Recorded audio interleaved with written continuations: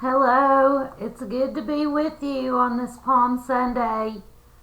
I finally got my setup fixed and my focus on my camera isn't great, but I remembered I used to turn the computer around to do my karaoke this way, so I've got a different background and kind of the best of both worlds. I wasn't gonna leave the computer in here and try to move it to the other room, but that didn't work out because I realized I just didn't want to do all that. There's a lot of cords and everything.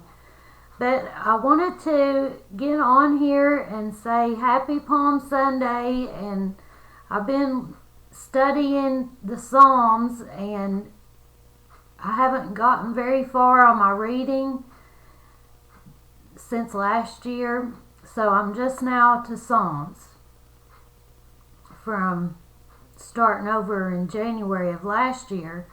So it's been about a year and 3 months to get this far because I've had so much going on.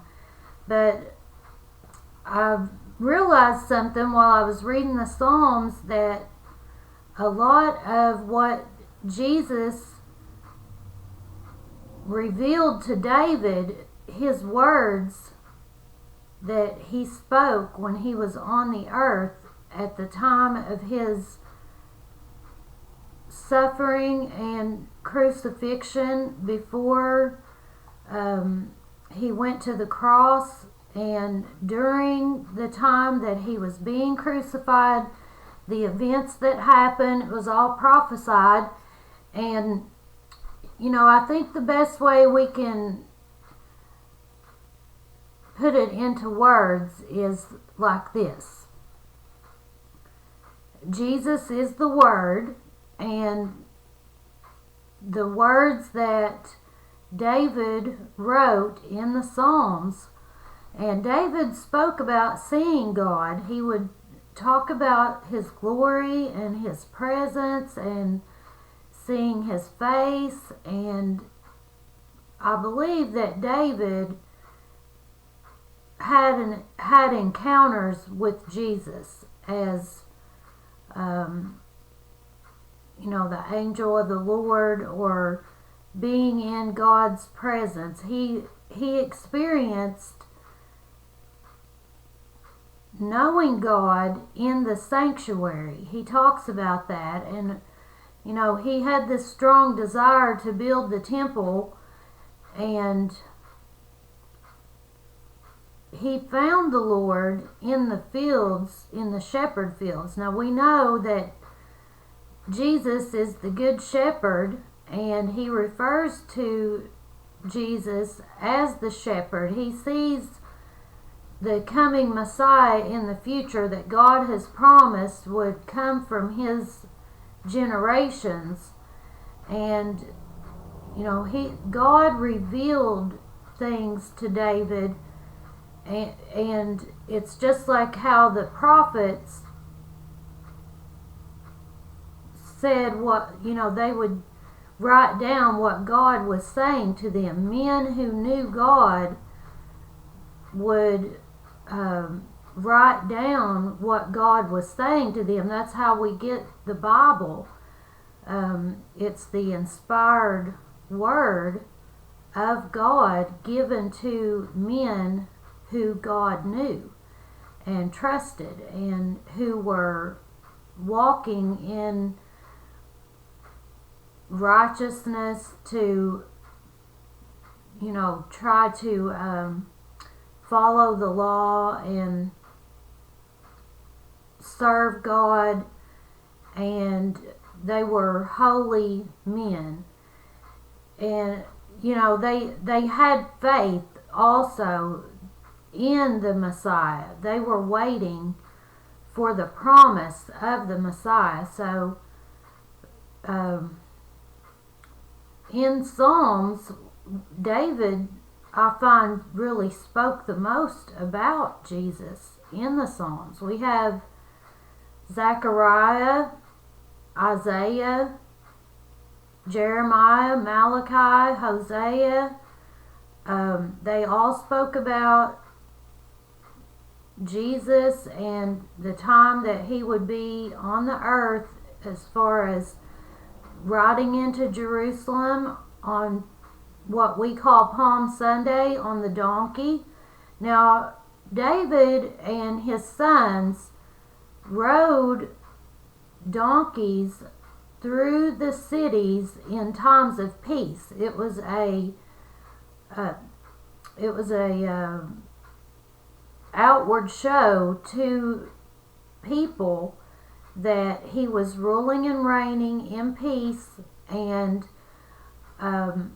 his sons, who were the princes, they would ride on donkeys. So this is another fulfillment of Jesus being the Prince of Peace and ruling and reigning. And they thought that he was going to deliver them from Roman rule and a political type of overtaking the Romans or something like that. But Jesus knew that his purpose and for the plan of salvation was to be crucified and resurrected. So he did it willingly. He knew what was coming. He came here for that purpose, and he came here to fulfill his own words that he inspired to the prophets. So we actually have Jesus reciting his own words that he revealed to David in the Psalms. And here are just a few of them. So in Psalms 31, now I just started trying to jot these down as I came across them in the reading, and there's probably more. I just tried to jot them down really as quickly as I could, and then I had to go back into the New Testament and reference where Jesus said these things on some of them. But some of them I just have them memorized, and I know it's in there. I don't know exactly where they are for some of them, because I haven't really gone into that much depth to tell you where they are in the New Testament, but they are in there. And the things that Jesus spoke about, I put in writing down under this video of the things that Jesus touched on in his parables and in his teachings, such as the vine, the Son of Man. There were all kinds of different things that he referenced in his teachings that the Psalms talk about. David saw these things, and Jesus spoke about them. So Psalms 31 verse 5, David says, "Into thine hand I commit my spirit. Thou hast redeemed me, O Yahweh, El of truth." Now that is from the Hebrew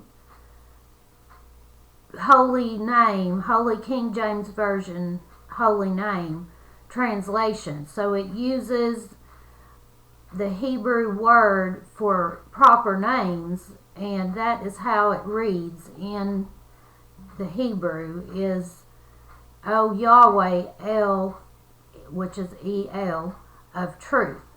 So in Matthew 27 verse 50, it says, "Jesus, when he had cried again with a loud voice, yielded up the ghost. The veil was rent in two from top to bottom, and the earth did quake, and the rocks rent, and the graves were opened, and many bodies of the saints which slept arose and came out of the graves." And after his resurrection, he he went into the holy city and appeared unto many. So in Matthew 27:50, Jesus says the same thing. Into thine hand I commit my spirit. So let's look it up. I didn't write it out exactly like that. I must have just wrote down what it said after that, which is kind of funny because that's not the part I need, is it? But sometimes I get carried away in my reading and I'll just go on farther.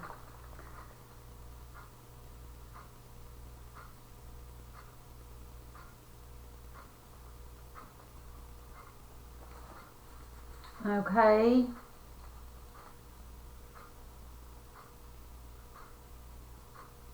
So he asked God in chapter 27, verse 46, he says, my God, why hast thou forsaken me? Now, David says that a lot in the Psalms, so that's another one. And it talks about how that they gave him vinegar to drink. And David talks about that, about how his enemies are giving him vinegar to drink. It's kind of like it's bitter and not something you want to drink, right? And it's not what you would ask for, but that's how his enemies were treating him. They didn't even give him a drink of water or anything. They gave him something that wasn't good. And so I don't know why I can't find that right now, but there is another place. So in Mark 15, chapter 31, let's look at it because it might be there. Mark 15, chapter 31. You'll get really fast at this, looking these up if you study the Bible as much as you kind of get it memorized where the books are in here. And of course I have tabs in my Bible, so I cheat a little. If some of the Old Testament, I definitely can't remember where it's at in there, or the New. But Mark chapter 15, verse 31, likewise also the chief priests mocking said among themselves with the scribes, he saved others, himself he cannot save. And that's also in the Psalms. Jesus said in Mark chapter 15, verse 34, he cried in a loud voice, my God, why hast thou forsaken me? And Jesus cried with a loud voice and gave up the ghost. So maybe it's talking about he gave up the ghost. Into thine hand I commit my spirit. And David talks about that. So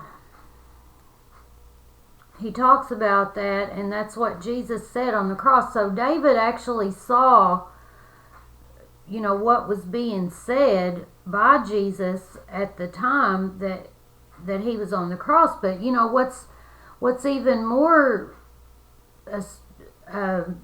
interesting to me is how Jesus recites the words that David wrote. Now, he studied the Psalms because there's too many times that he quotes them. And of course we know that Jesus had a heart after God's own heart because like he said David did, because Jesus is God, and so he knows his own heart, what he inspired in someone else to write down, and things that were in his heart, he was revealing them to David. And while he was a man here on the earth,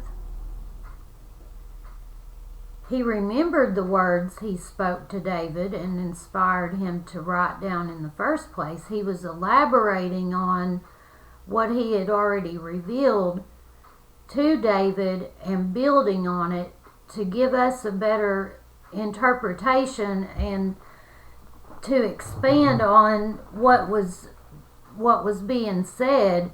You know, David understood God in his heart, and they definitely he had the mind of Christ in him, because he knew God, and his thinking was lined up with the heart of God and the mind of Christ. So, you know, this is where God is trying to take us to, is to be one with us, to have this understanding. And one of the spirits before the throne of God is understanding. So he wants us to know him. Alright, now let's see, let's go on, because there's a lot more. I haven't really pieced together for you that first thing, that it is in there. Into thy hand I commit my spirit is in Psalms 31 chapter 5, or Psalms chapter 31 verse 5. And then you'll find that in the New Testament when Jesus is being crucified. So let's go to Mark 15:31 and see what we find. Okay.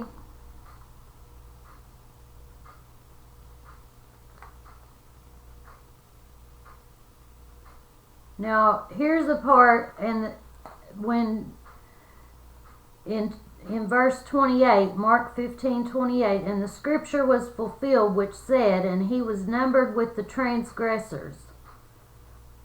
And they that passed by railed on him, wagging their heads and saying, Ah, thou that destroyest the temple and buildest it in 3 days, save thyself and come down from the cross.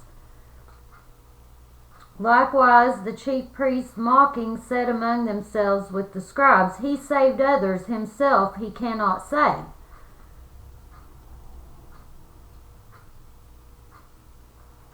Let Christ the King of Israel descend now from the cross, that we may see and believe, and they that were crucified with him reviled him. And then here we have where he says, my God, why hast thou forsaken me? Some of them thought that he was calling on Elijah. And then Jesus cried with a loud voice and gave up the ghost. Okay, so let's look in Luke. Let's look at Luke's. It's in Luke or John. It's in one of these. If you go, they tell the same story. They just add different details from a different perspective. Now here's one in Luke chapter 23, verse 28. Jesus said, Daughters of Jerusalem, weep not for me, but weep for yourselves and for your children. So that's also in there in some of the prophets. Jeremiah, he spoke about that, and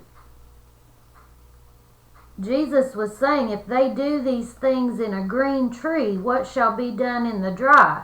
So he's saying, if they do all this stuff while things are flourishing and things are good and young, what will be done when there's famine and no rain, and the dry season where there's nothing being yielded as far as fruit or crops? Or so, you know, we always find that famine is a judgment or a time of disobedience or judgment.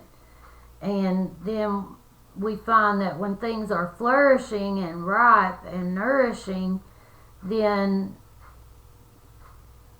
it's under the Lord's provision and His favor. So Jesus is more or less saying, when things are good now, how's it going to be when the judgment comes and everything is dried up? So he's saying if they can do these things now, what's it going to be like later when it's a lot worse?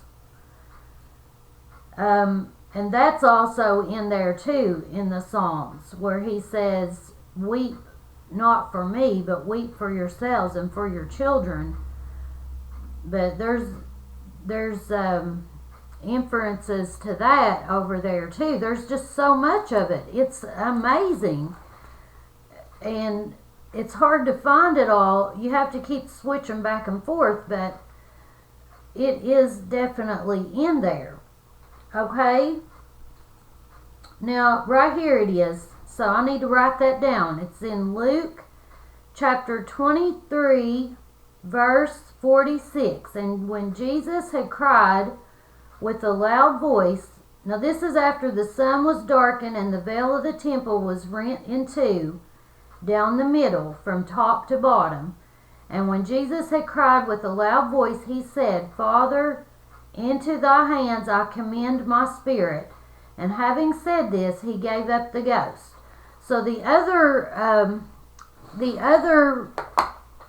books tell us that he gave up the ghost, which I had that, but what was done right before that is in Luke.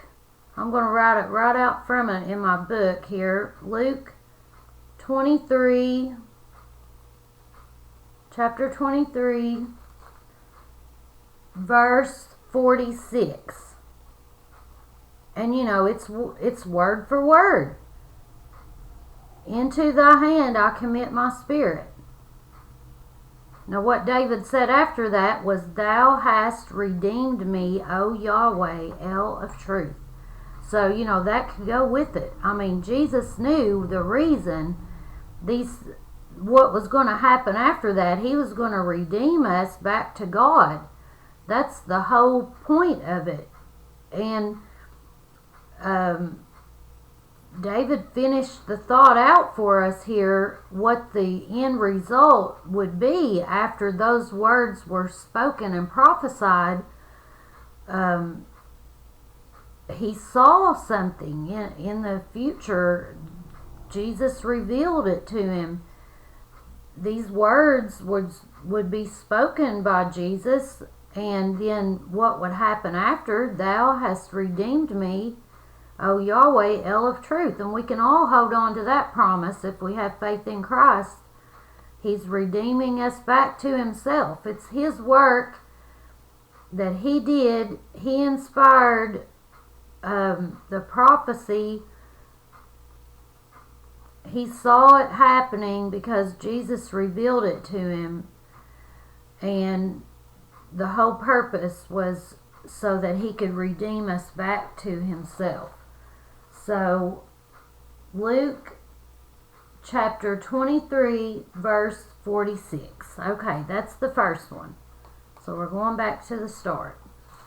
Anyway, sometimes this is how it goes. It's not always fast. That's why I decided to go ahead and just use my old webcam, because I can go on for as long as I want to, and I don't have the 30-minute timeout on the phone, which was very inconvenient. It cut me off in the middle of my sentence and I didn't get to finish my last video.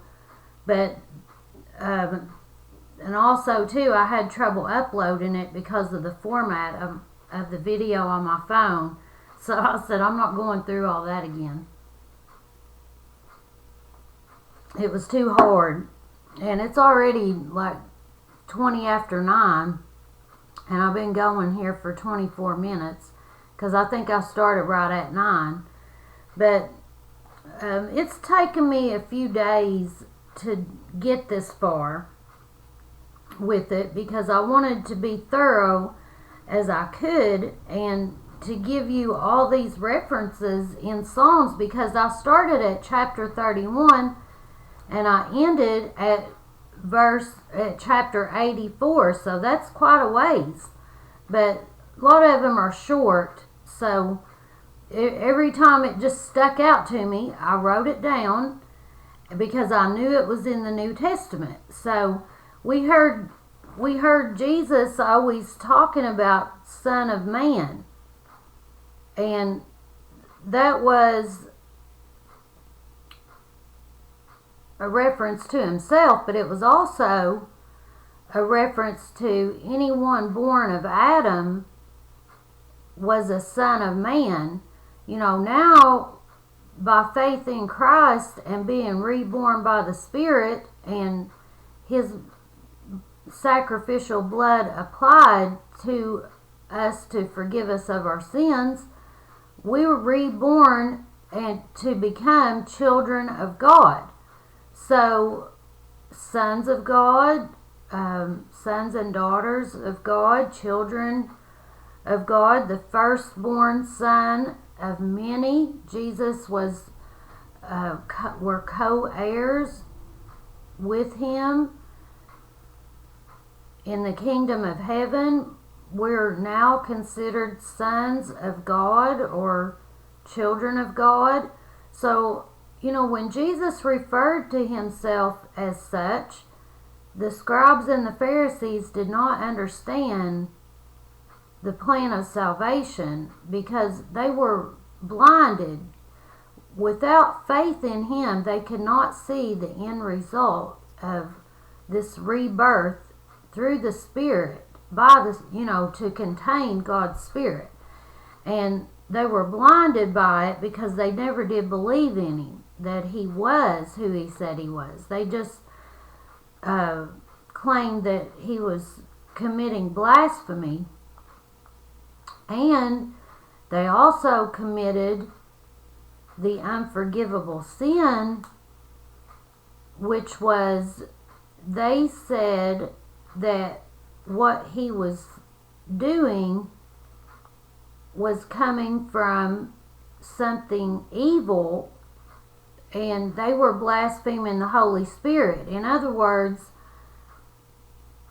the work of God that was being performed by the Holy Spirit, the scribes and the Pharisees said that he was operating under the powers of Satan, and that was the unforgivable sin. It was blasphemy against the Holy Spirit. They tried to say that the miracles that he was doing was from the dark side, and that was the unforgivable sin of blasphemy of the Holy Spirit. That's why Jesus said, it's a very dangerous thing to say that. And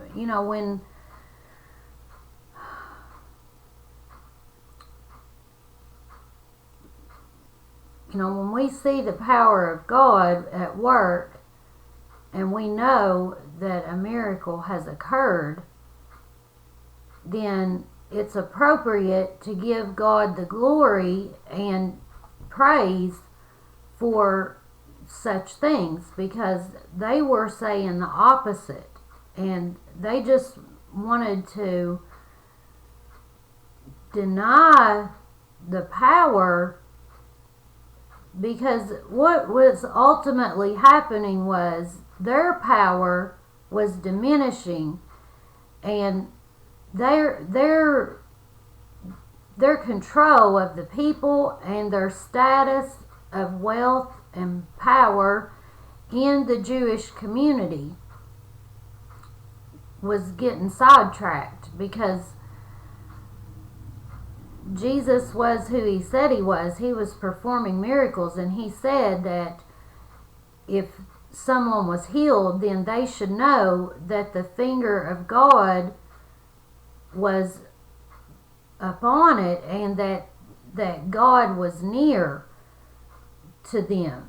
And they did not realize that. They were trying to say the opposite, that he was operating under something else from Satan and the dark side. And they were saying, oh, he has a demon or something like that, or he's mad and he has a demon, and he's working under the power of Beelzebub, which is the Lord of the Flies, if you look that up in the Hebrew, which is, something else. But then Jesus goes on to say, a kingdom divided against itself cannot stand. And he was saying if Satan's power is divided, then it can't stand. It has no power. So, he was trying to show them and tell them about that. That was a parable that he was telling them about. He was trying to show them that, that wasn't the case, and that they were wrong about that. And he always had the right answer for everything they tried to trip him up in about the law, because he inspired the law. He's the Word of God. So all the Word is inspired by Jesus, and they just didn't realize who he was. And that's why he said when they crucified him, which was always his plan, he chose this. He knew he could call down angels to deliver him from any of these things that were happening to him. He suffered willingly for us. And I forgot what I said first, but he chose this, and they didn't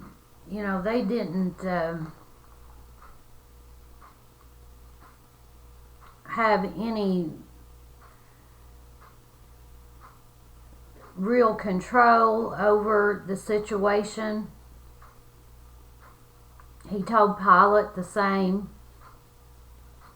He said, if God hadn't given you the authority to be here, and then none of this, you wouldn't have any power over this domain of the Roman Empire, or his authority as at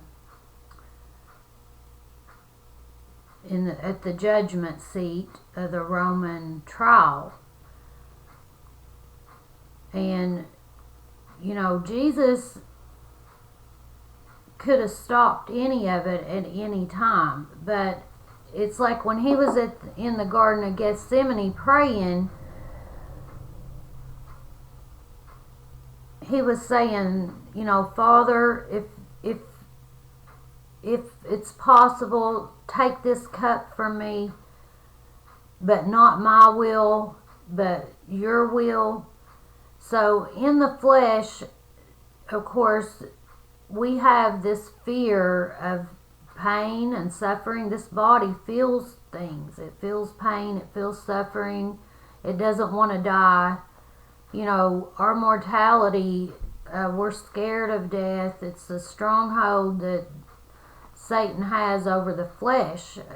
That's why through the Spirit we can overcome these fears. The victory is already won. Jesus has conquered death. He has overcame.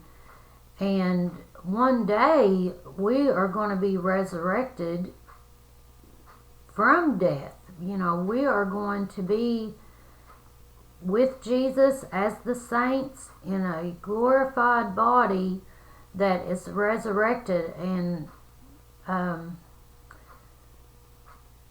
part of the Sanhedrin, the Pharisees and the Sadducees, one of them did not believe in the resurrection. I think it was the Sadducees that did not believe in the resurrection, but I think the Pharisees did. But I might have it switched around, but I think that's right. But at any time, you know, they expected him to come down off of that cross. They were even mocking him and say, "Come down from there if you're Jesus, if you're the Christ. Deliver yourself. You said you could deliver many, but you can't save yourself." And that's another thing that's in these Psalms, is that's been said, that David quoted. Let me find a bookmarker here. I've got about 1,000 of them in my Bible, but I need one right now.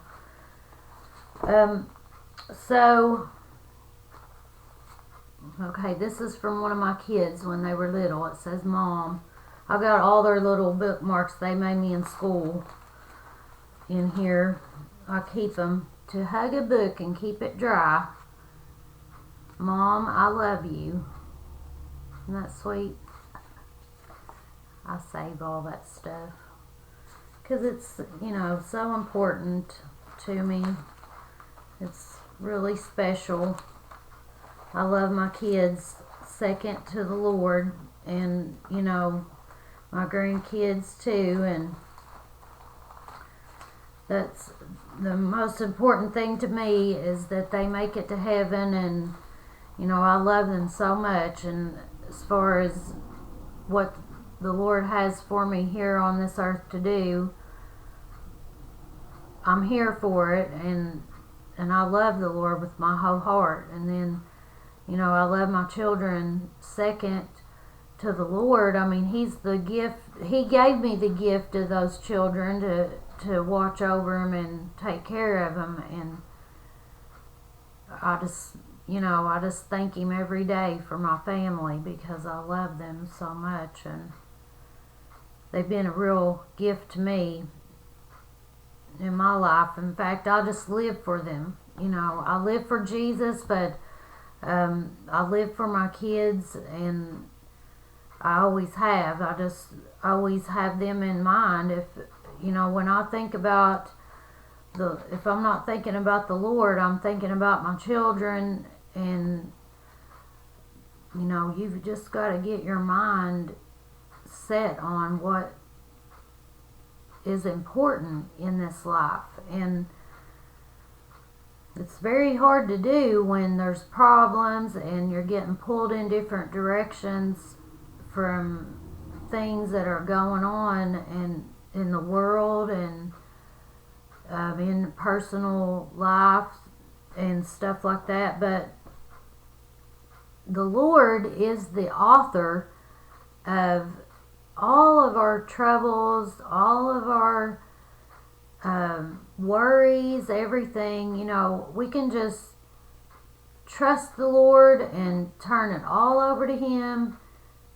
Thank Him for everything that He's doing for us. We don't need to worry. We just need to ask Him in faith, and then start thanking Him, because He's already at work on the things that we've asked Him for, and we just need to trust Him, and we need to trust His timing, and we need to trust that He is going to bring it to pass, and just start thanking Him, and just thank Him with the promises that He's already given us in His Word. He likes to hear that praise and that trust in Him, that we're relying on Him in the things that we face, to see about it for us, because He doesn't want us to figure these things out in our own power and without His help. He enjoys helping us, and He expects us to let Him help us with it, because when we try to do it in our own strength and power, then we kind of are seeing ourselves as being self-sufficient, and he wants us to be self-reliant on him. So that's the difference. We all want to do it ourselves, and we're all really motivated to do it, and to kind of perform miracles within our own power. See, that's the real danger of it. We can get so far with things, but it's not until you realize that you have no control over things, and that it's all up to someone higher than a mortal body to intervene. That's when you really find God, is when you're at your lowest point and you've exhausted all of your efforts to fix things. When it's out of your control and there's nothing you can do and you've tried everything, that's when you're going to find God. Because you may be, looking at things different than what you should be, till you give up your own strength and stop relying on your own ability and learn to trust and thank him for what he's going to do before you ever see the results. Because that's what faith and hope is. We have to trust him and rely on him, ask him for what we need. He said he already knows what we need before we ask him. So if you can get this word down in your spirit, and you can defeat the negative thoughts and the worry and the fear, you need to get this word down in your heart to know what he says about it, so that you can have solid ground to stand on, because you're standing on the rock. And you're also glorifying him by thanking him and praising him for things that you cannot see yet, but he is going to bring it to pass. And it may not work out the way that you would have planned it, because God is supernatural, and he doesn't have restraints of this physical world. He can make anything happen, and he can defy the laws of gravity, he's interdimensional. He's part of something that is real, that our physical eyes cannot always see. We can enter into his presence in visions and things like that. He can reveal himself to us in a vision. Maybe things that other people couldn't see, like, for example, at the garden tomb, or at the tomb when Jesus was resurrected. The women who went there and went back and told the disciples, they said, we've seen him in a vision, and we saw the angels in a vision. And the centurions who were standing guard at the tomb saw the vision. They saw the angels there. So, Jesus is, he can open up the dimension to be able to see into the reality of what things are in the spiritual realm, a realm that doesn't have these physical boundaries.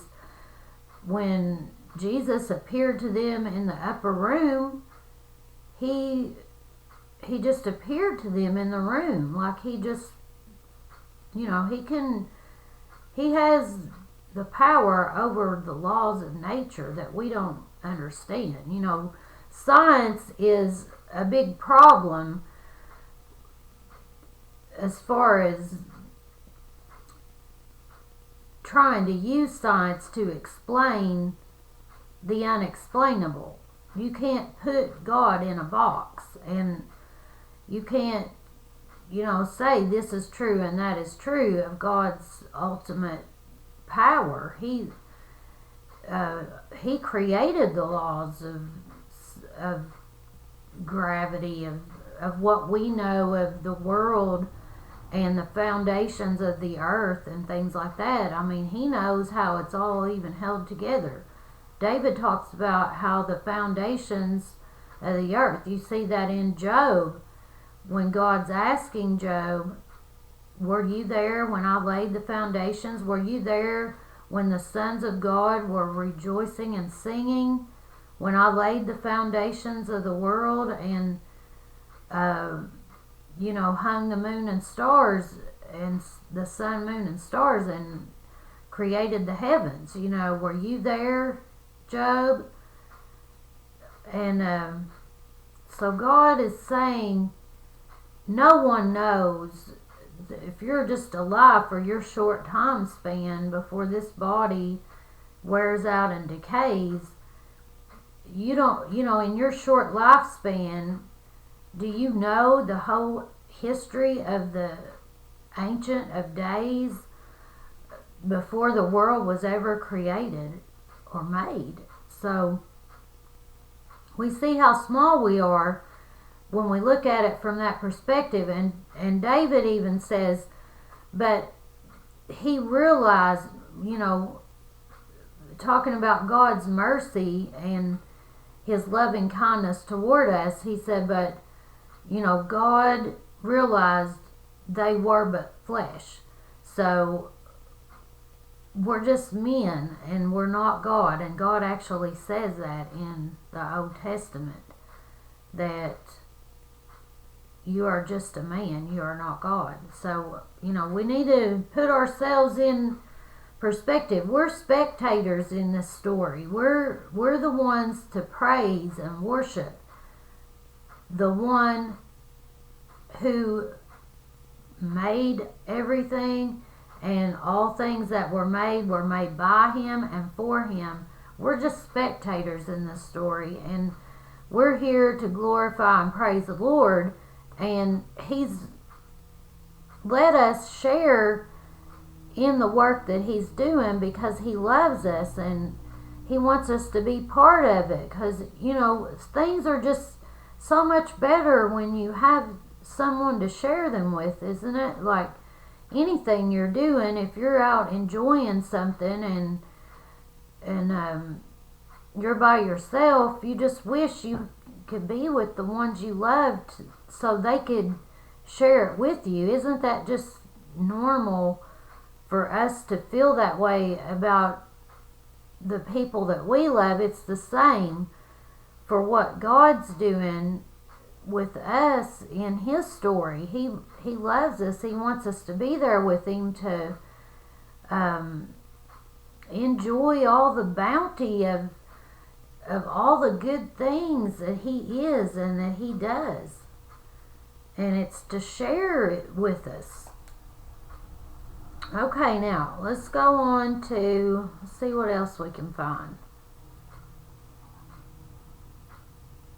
Now, the daughters of Zion is in Luke chapter 23:28, and that's also in Jeremiah when he talks about the daughters of Zion. So that's something there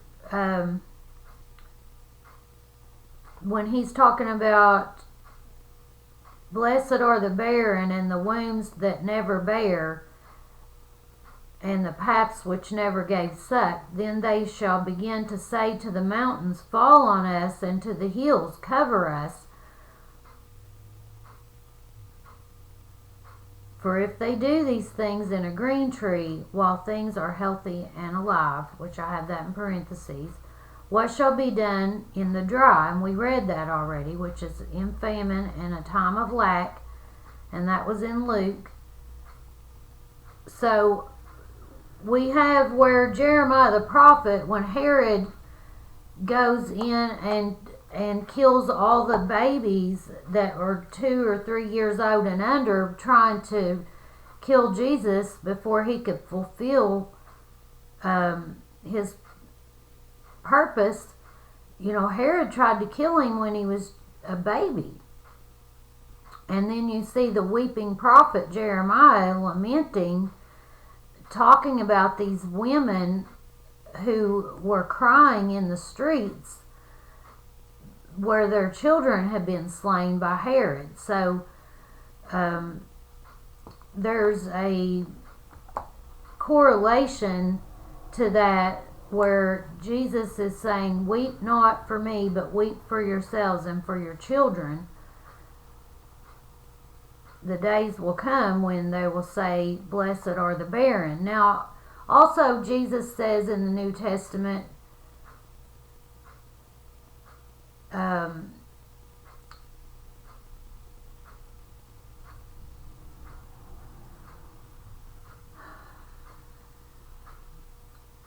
trying to think of the very first word of the rest of it.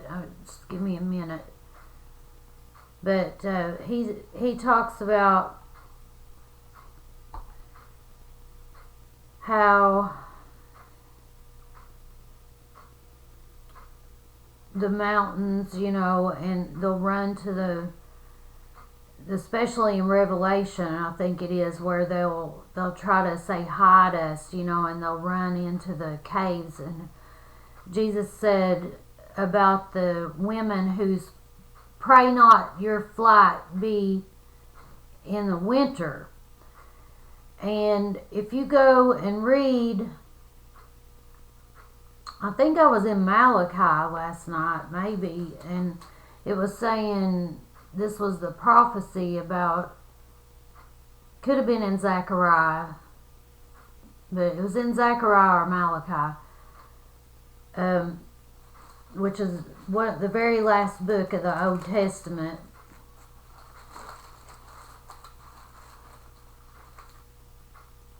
But it was saying that, at the last day, when it would be night, then it would still be daytime. And on the Mount of Olives, it was going to have a great earthquake, and there would be a valley in the middle, and the north would go this, and the south would go, and the east and west would go.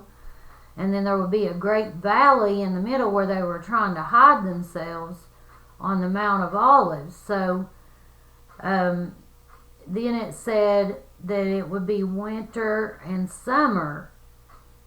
And then it said that it would be light outside when it was supposed to be nighttime. So there's some things that's going to happen like that. And we need to be ready for it, because all this stuff going on, we don't know if this is metaphorically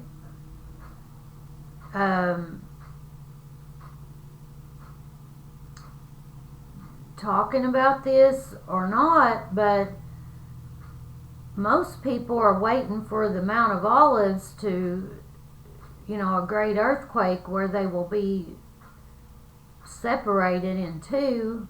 And that's why you have all those Jewish graves over there on the Mount of Olives, because the return of Christ is supposed to happen on the Mount of Olives. And it says one foot will be on the Mount of Olives and the other foot, that's all in Revelation. But back to my point was, it says in the prophecy of Malachi or Zechariah, wherever I was, that it will be winter and summer. And Jesus said pray that your flight for those who are with child or with suck, which is, breastfeeding mothers, pray that your flight be not in the winter. So he's saying, I still can't think of that first word. If I knew where it was at, I would just go to it and read it to you, but I could look it up on my phone. Usually what I'll do is I'll just type in the part that I can remember right off, and then it'll tell you. You can use AI for that. Usually it will, if AI doesn't have an answer, which I'm not a fan of AI, but when I'm just looking for something really quick and it's already bookmarked it for me, and then I go to it in my Bible so I can read it and see if that's where it's really at or not. But you can use it as a tool. A lot of times it'll bring up commentaries, people who've done studies like these, and sometimes you have to sift through some information to get to the part that you're looking for. So sometimes it's just easier to Google it and let it bring it up for you. It'll usually bring up like the Holy Bible, King James Version Bible, or it'll bring up Bible Hub or something like that.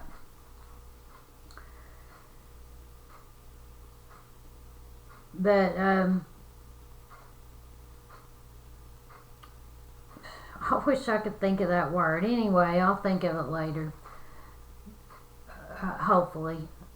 But I'm not getting very far on some of this, but it looks like I skipped and went from Psalms 30 to 77, and 60 and stuff like that. So I probably found a few more in between chapter 31 of Psalms and Psalms.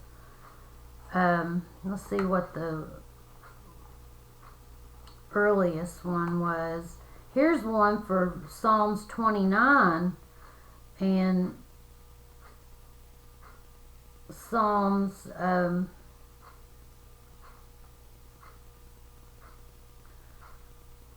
let's see, 27. So one of those were, when thou said, seek ye my face, my heart said unto thee, thy face, Lord, will I seek. Now Jesus said, seek ye first my kingdom and my righteousness, and all these things will be added to you. So we're supposed to be seeking him in his righteousness. David said, when you said, so this is what God said to him, is what he's saying. When thou said,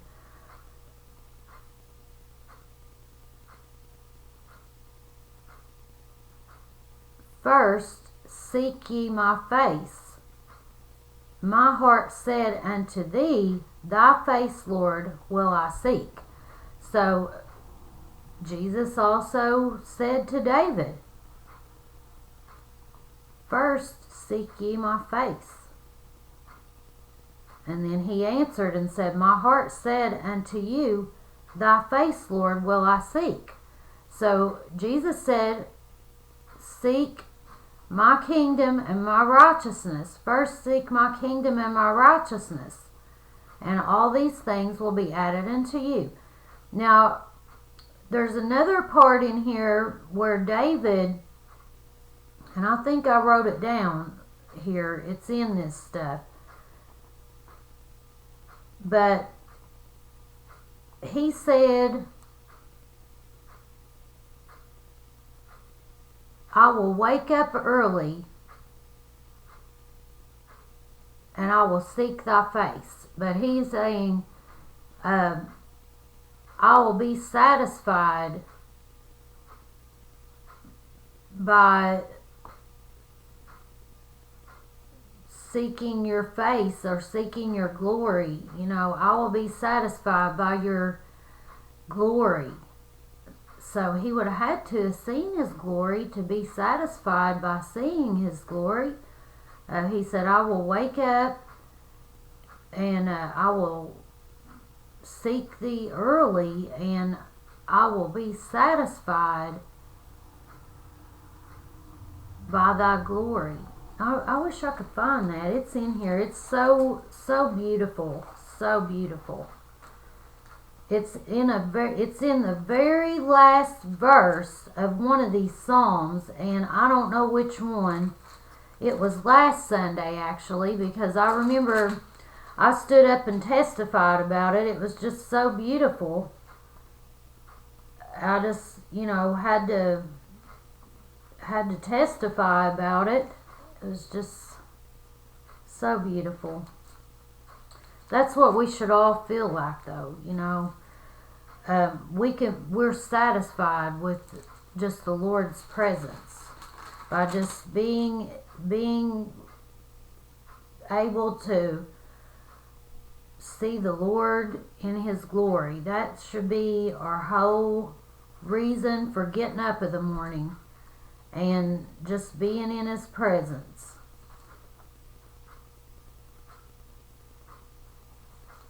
But I don't know, a lot of times when I'm looking for something, I'll just turn right to it and it'll just be right there. That's how good God is. He leads us through His word when we're looking for just that certain thing. And I can't really tell you where anything is. I just go in here and start looking for it, and a lot of times I'll just find it right away.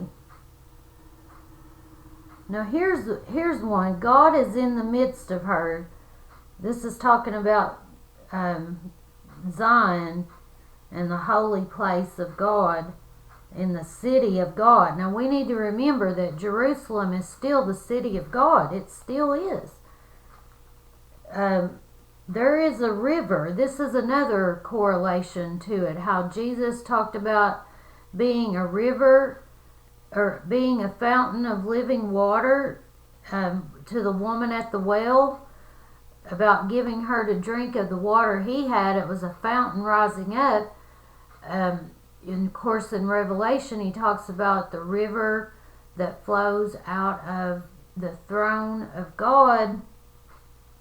David says this in Psalms 46, verse 4, there is a river, the streams whereof shall make glad the city of God, the holy place of the tabernacles of the Most High. God is in the midst of her, she shall not be moved. God shall help her, and that right early. The heathen raged, the kingdoms were moved. He uttered his voice, the earth melted. The Lord of hosts is with us, the God of Jacob is our refuge.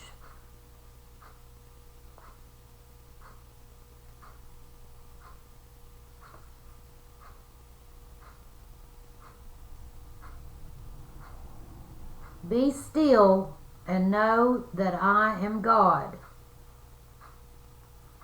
That's in 46:10. The Lord of hosts is with us.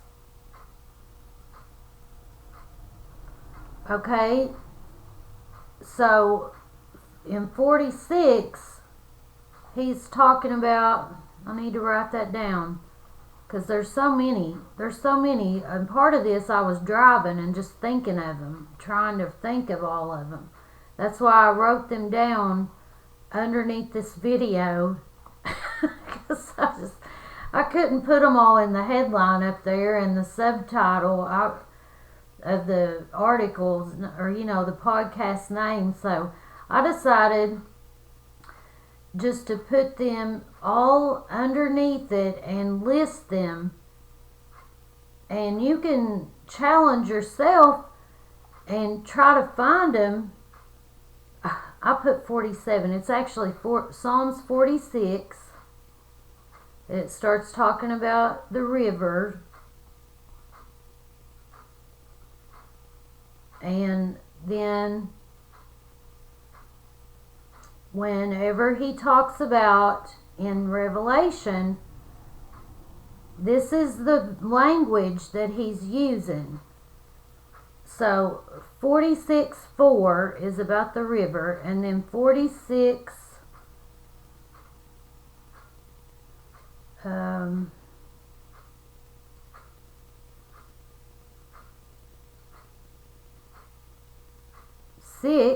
46:6, the heathen raged, the kingdoms were moved. He uttered his voice, the earth melted. So you can see that when God speaks, it's like physical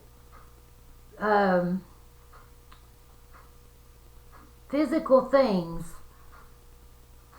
disintegrate and are moved like an earthquake. So we can see this metaphorically. You know, when Revelation talks about fire and that things are melted, I think this is the language that especially John, you know, he was familiar with the Old Testament. They studied these books and they were familiar with this kind of language, that when God appears on the scene, it's going to defy, you know, it's going to have an effect on the physical world, and it's going to change the way things were that they first recognized them. You know, when the earth melted at God's presence, it's saying, you know, nothing is going to stand in a physical state the way it was when they have an encounter with God. That's what I get from it. And things are going to be moved. Like I was telling you all, when I had that vision, it was like the whole earth shook. Like it was really like that. It was like a earthquake like that. I was like jolted by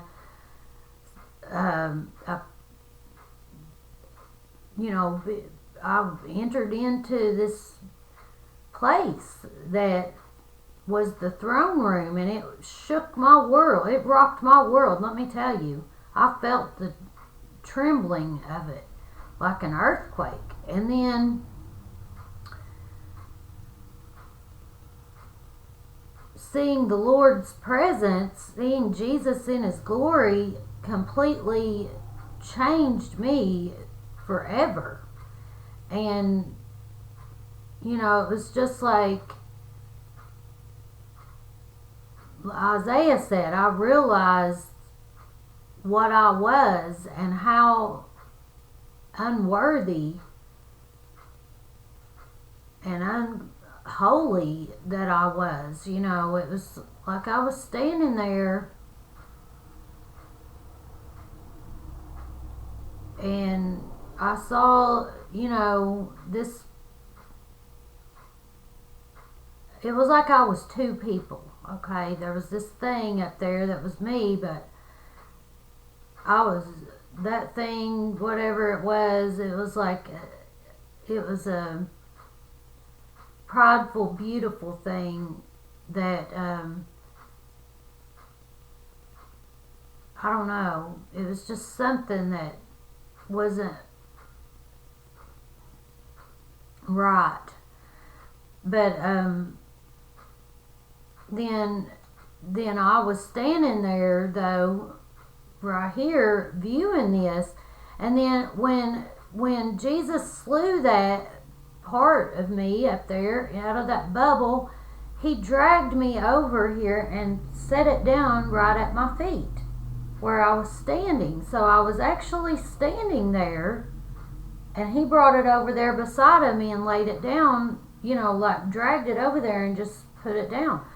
And then I'm still standing there though, this other part of me, watching him from the back, I could see his back walking toward the center, or over here to the right, sort of like an eastern viewpoint, I guess you would say. And I could see like blue, like the sort of like a sky would be out here from it, and but it was all white, and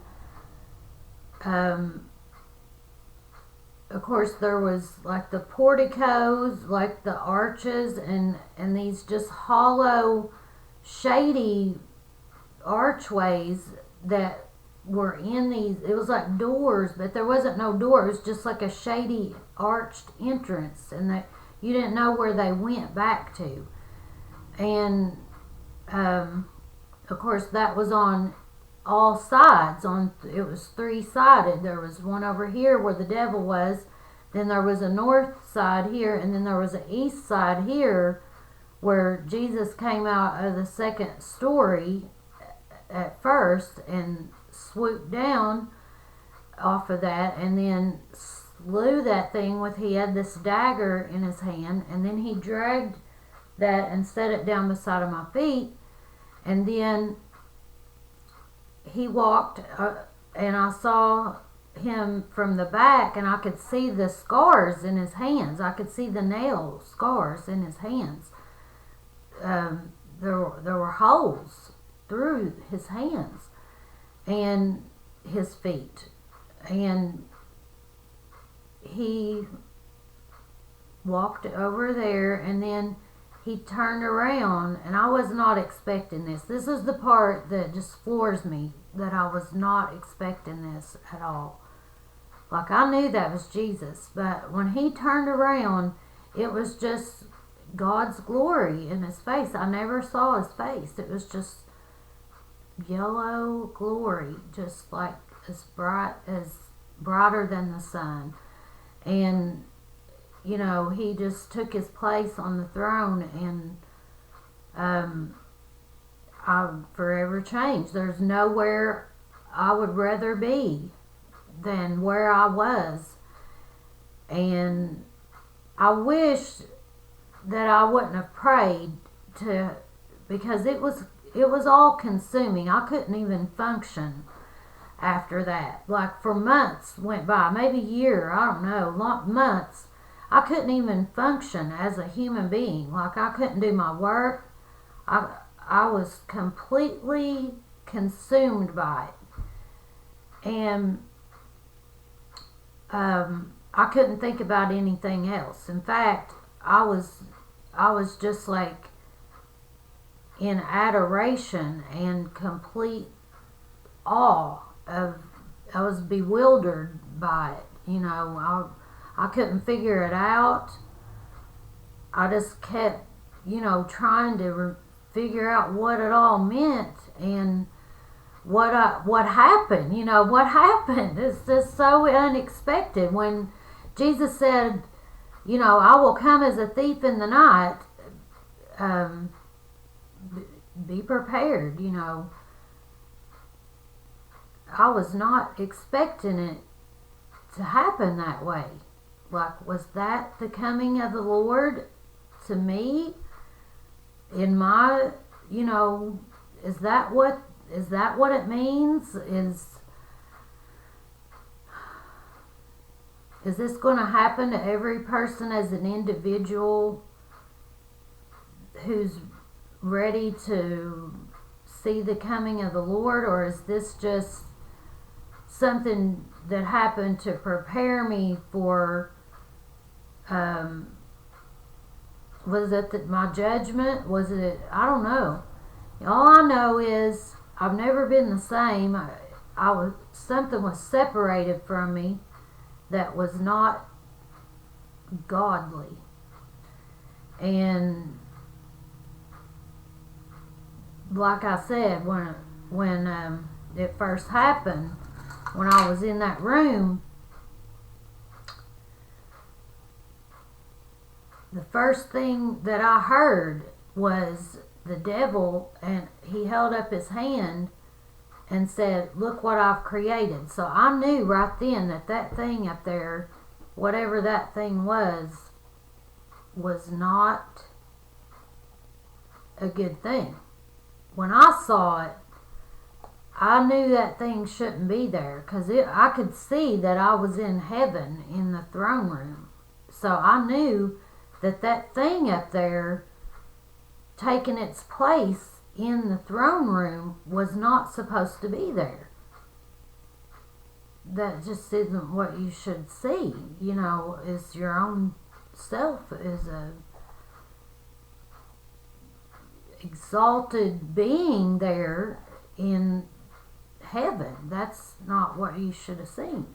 So I knew as soon as I entered it, before a word was ever spoken, I was pretty sure. And then I heard that, and I knew then it wasn't good, because I don't want to be anything to the devil. I don't want to be nothing to him.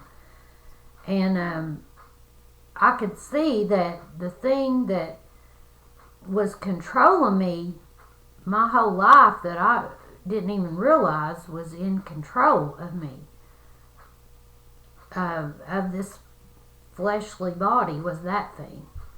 So it's a driving force inside of everyone, I guess, that we never even know. We don't even know it's there, because all our thoughts are about ourselves. I mean, that's just how human beings are set up. You know, we're all just trying to figure things out, and all we know is our experience as ourselves, as a human. I mean, we don't know anything else. So that's all we've really got to go on, is what we've learned and what we've seen, what we've experienced in our life, as much as we can understand our lives to be. You know, it's kind of a me viewpoint of life. It's our,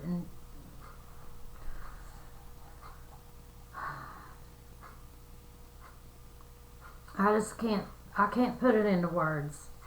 When Paul said,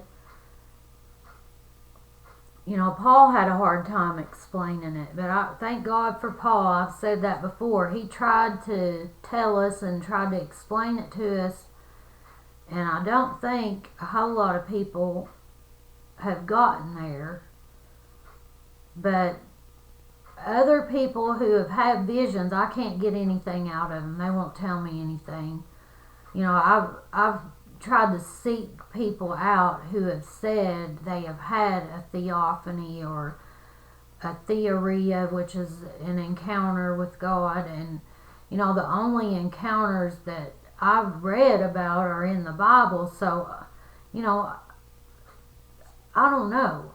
There's people out there that have had visions, but maybe they don't understand them either. And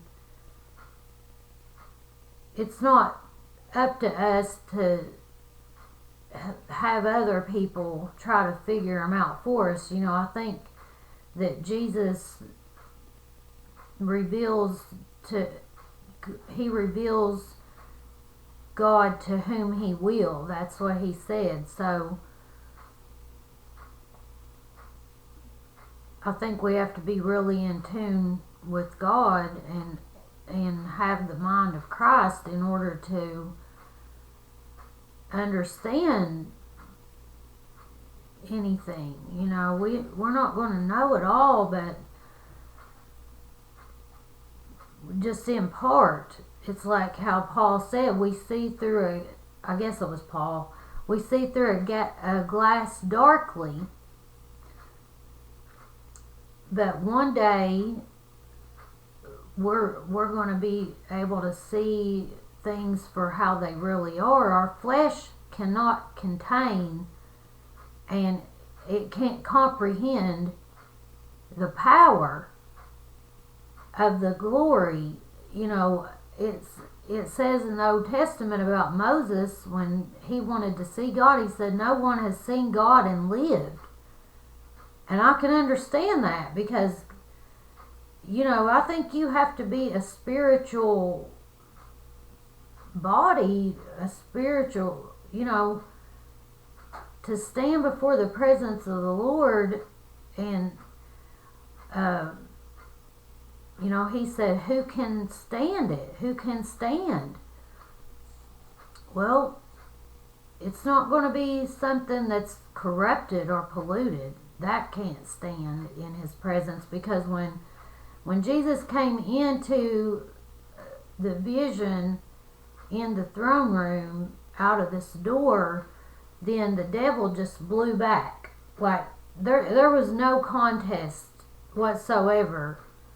He was powerless to what was happening anymore. He had no control over it, or me, or anything about that thing, or me.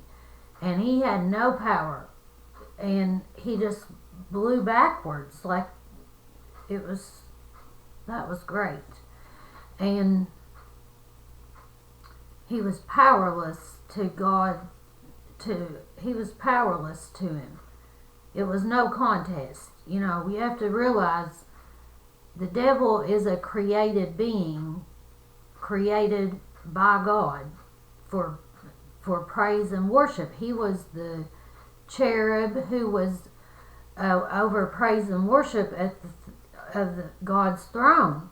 So, he got jealous of God and wanted to be God and wanted to be like God, and he got jealous, and he thought he deserved it to be in that position. But did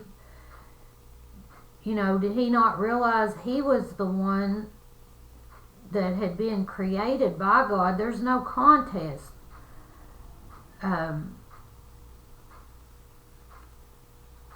for what's happening, and the devil's power, and whatever the devil creates, it's no contest to God's authority and his say over the last thing that's going to happen to us.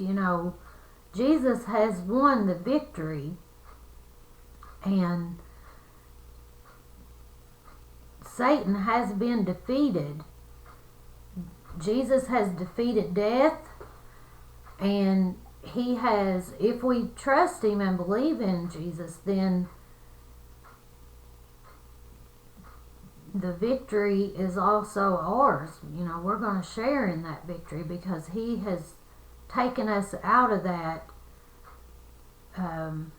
bondage and that sin that so polluted us, and he has washed us and redeemed us and filled us again with his Holy Spirit. So that's where all this is going. He's taking the authority and power, which has already been done, away from Satan and the fall of humanity. He's taken us out of that and bringing us over into the kingdom of heaven.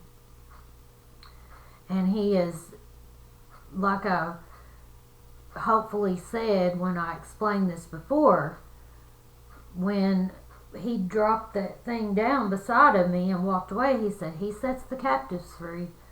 And he did. I was freed from that thing that had been controlling me my whole life, and I realized why I thought about things the way that I did, just in that very moment. And I realized what was controlling it. And it was so crazy that I never knew it before then. It's just I was blind to it, and I didn't what made me realize it was when I realized that every person on the earth is vying for their own voice to be heard, and for the way that they project themselves in the world to be perceived by others. We all have our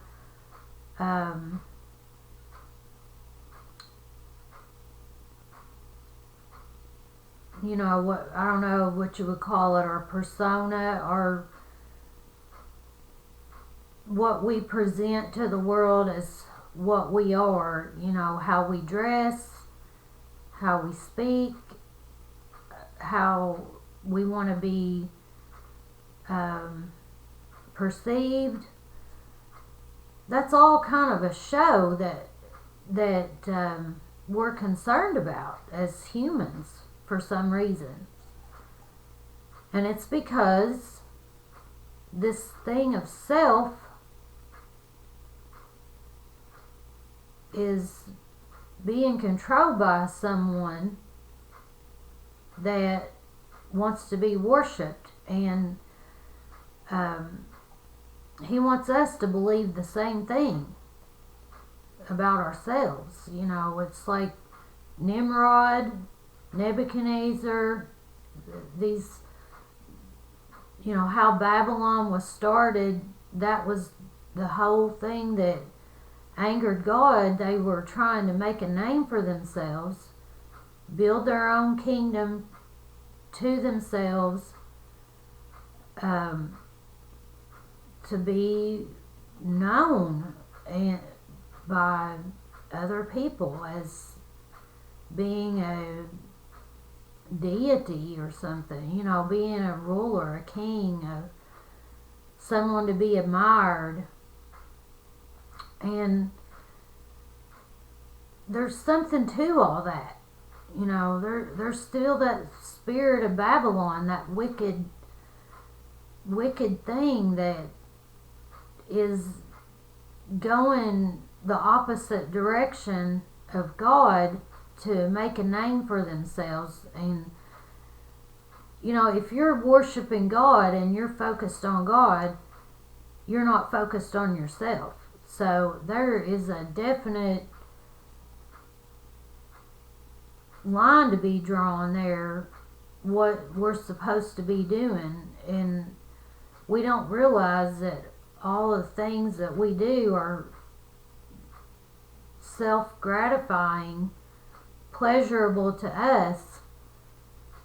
And how much are we really thinking about what our purpose is that God has for us to be doing, instead of us just filling our time and consuming ourselves with the things we love to do and want to find out more about or spend time doing.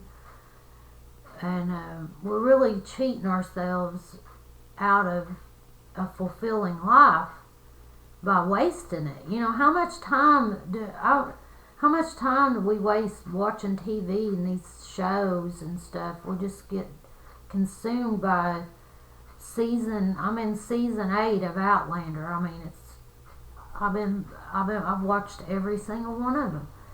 And those books are like this thick. And I tried to read them, but the audio book is even harder to follow than just reading it, I think.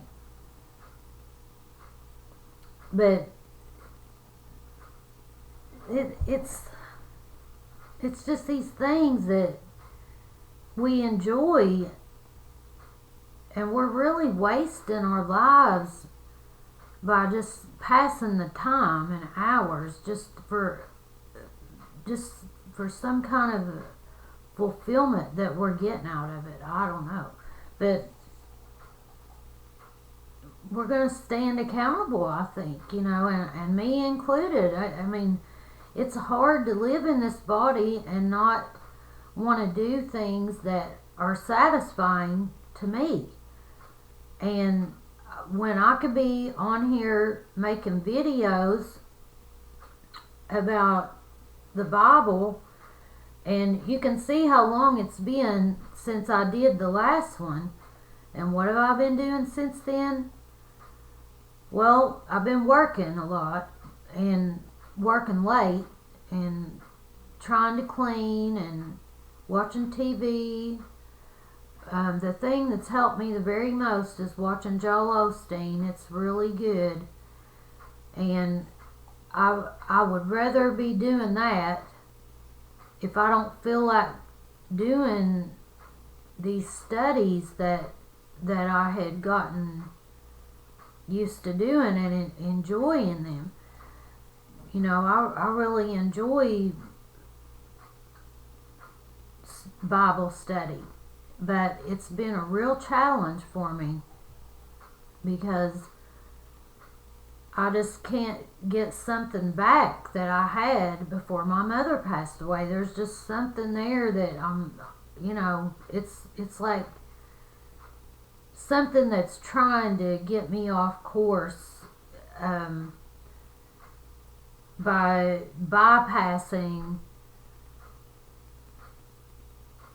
being able to focus on it. You know, I do find it's very comforting to read the Word of God if I can just make myself sit down there and do it and do these studies. Like what I've been doing is just reading and don't write anything down.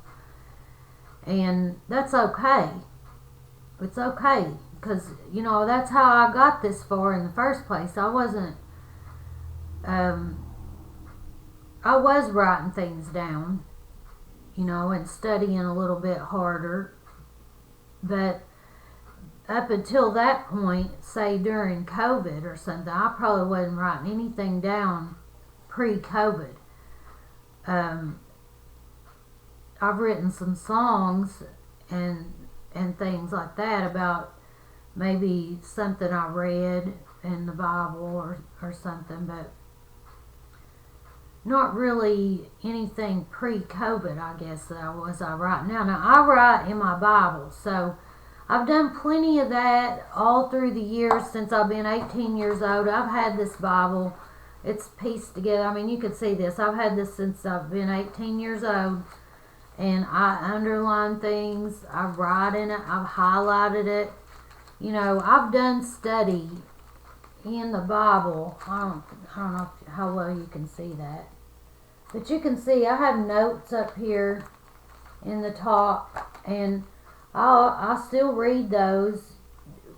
I wrote those down when I was, 20 years old or something. And then all down through the years. But that one says, don't have a high look or proud heart. You know, the Lord would just reveal these little things to you. And you could just write them down as you were reading along. But mostly my study has been memorization in a lot of this. So I know that it's in there somewhere, and I know that it says about it. I know it speaks about it. You can't memorize the whole Bible. There's only one person I know of that can do that as well, and his name is George Hawley. And he's like he has some kind of gift. Like he could actually probably recite this Bible to you. Probably not. But, you know, for real, he really can. He can tell you word for word what it says and where it's at. And he has a real gift. And you can't book him for revival. He's booked for 2 years or something. But he's very good. He's a local, I don't know, he's around here close. But he's very good at it. But I think it's a gift. I do have sort of what is called a photographic memory to a certain extent, so that really helps me. And if I've read it, I know I've read it, and I can tell you what it says. I might paraphrase a little bit if I'm trying to expound on a thought, but and break it down, just, you know, to decipher it more. But these Psalms are beautiful. They're just beautiful. You can just see right into David's heart. You can see that he did have a heart after God's own heart. I mean, this stuff is just beautiful. Okay, now let me try to go on and see what else we have here. We talked about, Father, I commend into thy hands I commend my spirit. And having said this, he gave up the ghost. Luke 23:46. So I did write it down. Oh gosh. Or maybe I wrote that down while I was talking to you, but I don't think so, no. No, I had it down. Yeah, well, at least I had it down. Okay, so then we go on to, and I even wrote it this way, Psalms 31 verse 5 and Luke 23:46. So Jesus on the road to Emmaus, after he was resurrected, and remember he was walking with those guys, and they were talking, and he was telling them about himself in the Old Testament, but they didn't recognize that it was him. Now, here is where the women that were at the tomb, they found not his body, and came, saying they had seen a vision of angels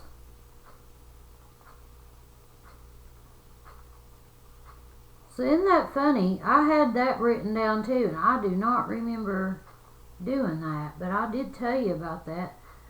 That said he was alive. So, you know, there's things that we weren't there to know, but it gives us this clue about on the road to Emmaus.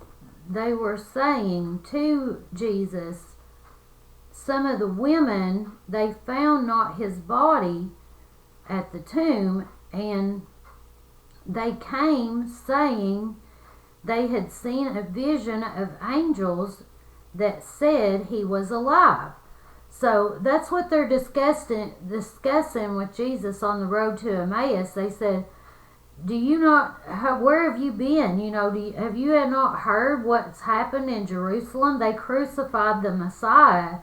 And some of the women came and told the disciples, came and told us, you know, because they were obviously part of that group that was in the upper room on the road to Emmaus. They came saying they had seen a vision of angels that said he was alive. So they said, you know, haven't you heard? Let me tell you about this. Like, this was like the story of the day. And Jesus said to them, this is in Luke 24:25, O fools and slow of heart to believe all that the prophets have spoken. So the prophets had already said all this about how it was going to happen. In verse 26, ought not Christ to have offered these things and to enter into his glory? Ought not Christ to have suffered these things and to enter into his glory? And beginning at Moses and all the prophets, he expounded unto them in all the scriptures the things concerning himself. Okay, I dropped my lid to my pen. I'm going to grab it. But I got this kind of pen that's a marker. It'll dry out. But so Jesus is telling them this. All this has been prophesied in the Old Testament, beginning at Moses and all the prophets. He expounded unto them in all the scriptures the things concerning himself. So he asked them a question here, and he says, O fools and slow of heart to believe all that the prophets have spoken. So, you know, Jesus is like, we sent prophets, they told you, you didn't believe them. Then he asked them, ought not Christ So he's saying, shouldn't Christ have suffered these things in order to enter into his glory?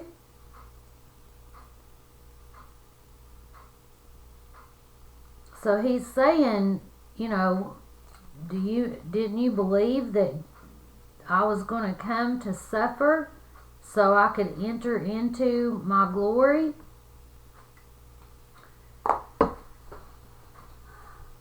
So how much more, okay, think about this. Think about this. This is really profound right here. I just thought of this. Well, actually, the Lord just revealed it to me.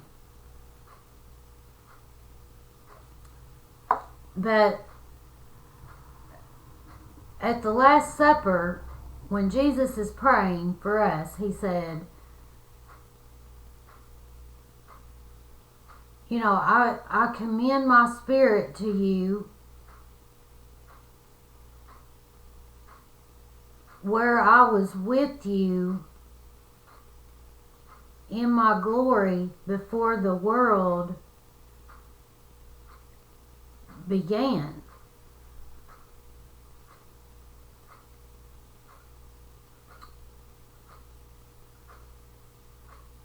So, what I'm thinking of, I'm going to try to put it into words because I'm still thinking of it. But,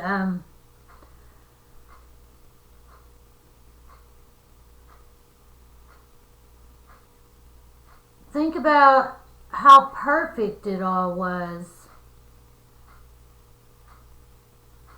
for God, for Jesus in heaven, when he communed with man who was clothed with the Spirit of God in the garden. Think about how perfect that was, as far as everything being created as it had been intended and being in one and fellowship with man.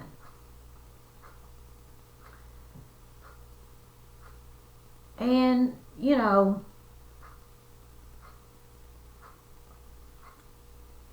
God in his omniscience, knowing it all, knowing everything,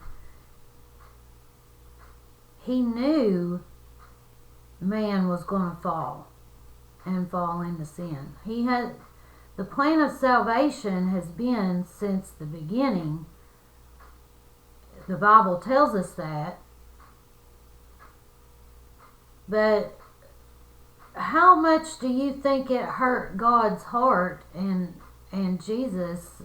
How much do you think that it hurt them to see man fall for real? Even though, they knew it was going to happen. But when it did play out and happen, think about that. How that saddened God's heart. And how that must have hurt him. It's terrible. And, when you think about Jesus saying this sentence right here, should not Christ to have suffered these things and to enter into his glory?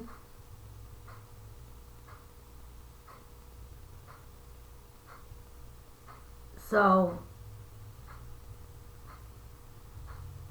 he made it right, didn't he? He had to make it. He had to make it right. What man did to himself? What Satan did to man. He made it right, and can you imagine now that he knows he's redeemed us back to himself? How, glorious that he can kind of reclaim. I'm just having this thought here. I'm trying to put it into words without saying something that doesn't sound quite right, or, that I'm not really saying it quite right, but I'm trying to get the thought across. But what I'm trying to say is,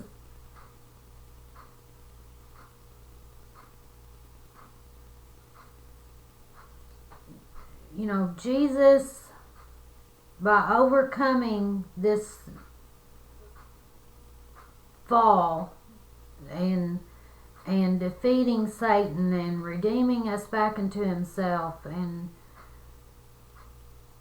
wouldn't that, knowing that you corrected you made a way for salvation for man to come back into the family of God. Imagine how much that makes Jesus happy about, bringing us back to himself and trying to, bring all those who believe, he is able to bring back in to his family. But you got to think about this.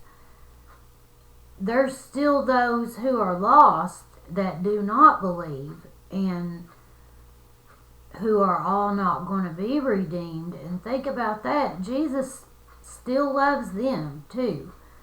It's unfortunate that those who don't believe on him cannot escape what's happened to them without faith in him. But he's reclaiming his former glory before the fall. I think that's the way I take this sentence that he said, ought not Christ to have suffered these things and to enter into his glory? Now, he told the scribes and the Pharisees when they had him under trial that they would see him coming in the clouds, standing in power at the right hand of the Father. And he also said at the Last Supper, because we just took communion tonight at church, and this just reminds me of the same point here. He's saying, I will not drink of this wine, the fruit of the vine. I will not drink of the fruit of the vine, that this is the New Testament in my blood, until I drink it new with you in my kingdom. And he also says that about the bread. This is my flesh. I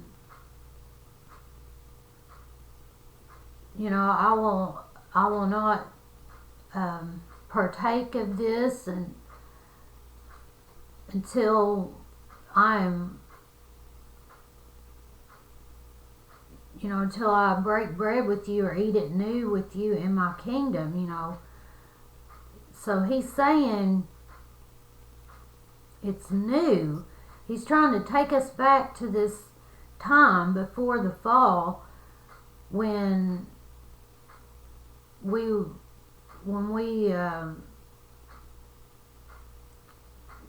David said, you knew me before I was formed in my mother's womb. So you have to think about this. There's a part of you who is present with God before you were born. Now, I hope you believe that. That's where we're not from here.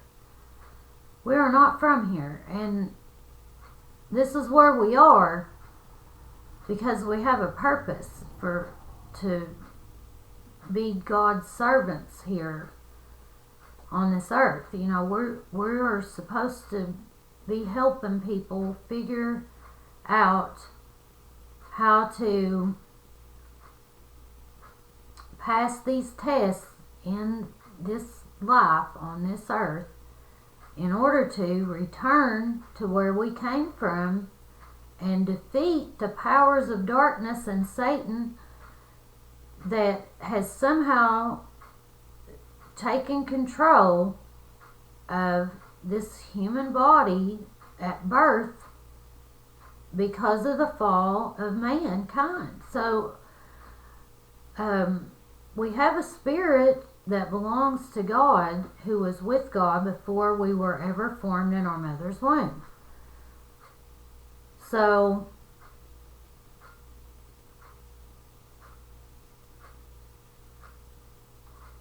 we're going to also be glorified because we're going to witness Jesus in his glory, in his kingdom. And his glory is going to glorify us. When we see him in his glory, we're going to be glorified. And whether that happens on this side of eternity or that, I say it's possible because I saw the Lord in his glory, and I feel like it was a reflection. We're passed from glory to glory, and that's another thing here in the Psalms. When Jesus said, when he was arguing with the scribes and the Pharisees, he says, "Doesn't your law say that you are gods?" Okay, now here it is, Psalms 82 verse 6. "I have said, ye are gods, and all of you are children of the Most High." That's where Jesus got that from. He told that to David, and David wrote it down in Psalms 82 verse 6. "I have said, ye are gods, and all of you are children of the Most High." So whenever he's arguing with the scribes and the Pharisees about that, and it's over there in whatever, I don't know, in the New Testament, I don't guess I do, because these are all just say Psalms. I didn't go over here and find it in the New Testament. I just know it's in there. I know Jesus said to the scribes and the Pharisees, "Does your law not say ye are gods?" So he's trying to tell them that it's where God's trying to take us to. It's his job by coming to the earth to show us these truths about who we are. And we're sons of God, children of the Most High. Little g. Little g God. "I have said ye are gods." But if we are made in God's image, that's what he means by this. And also the same idea, passing from glory to glory, and being glorified by seeing him in his glory. I guarantee you Peter, James, and John were never the same again when they saw him shining bright as the sun. Peter was so taken aback, he was trying to build 3 synagogues, one for Moses, one for Elijah, and one for Jesus. He's like, "Oh, it's good that we're here. What should we do?" He didn't know what he should do.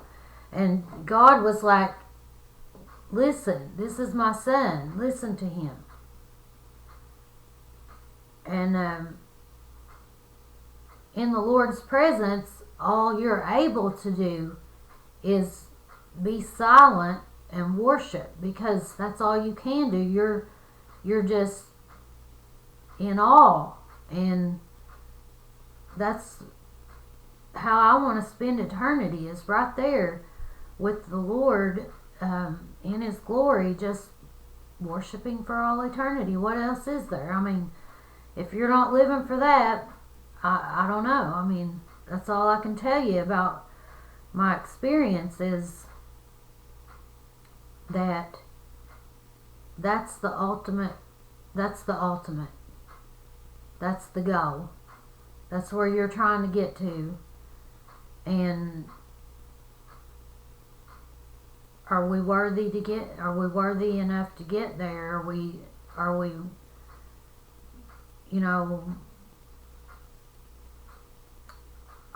enough? Are we perfect enough? Jesus said, "Be perfect, for I am perfect." And what he means by that is his righteousness is the reason we are made righteous. If our heart is perfect in wanting to serve and be clean and wanting to be a servant of Jesus Christ and wanting our heart to be clean and pure, then that's being perfect. If we're going to fall and we're going to stumble and we're going to fail, but if our heart wants that, then that seems like that sounds to me like being perfect. If our one and only desire is to be found right in right standing in God's sight in our heart, and if we love the Lord with our whole heart, then I think that's being perfect.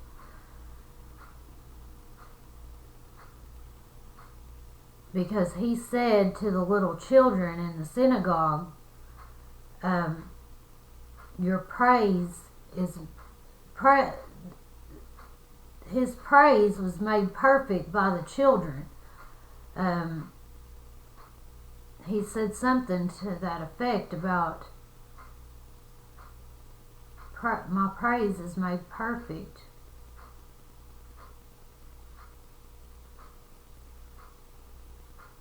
So he's saying, enter the kingdom as if you don't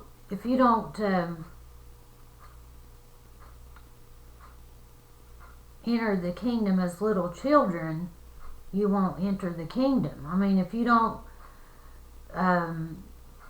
follow Christ as little children, then you will not enter the kingdom. And it also says back here, and it's probably in Psalms, I may just not have gotten to it yet. My praise is made perfect. I don't know. It's in there somewhere, but it talks about it. It's just there's so much of it, there's so much of it. But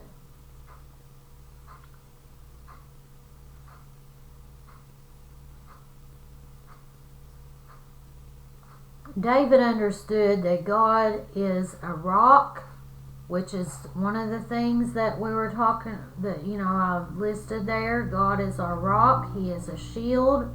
He is a refuge.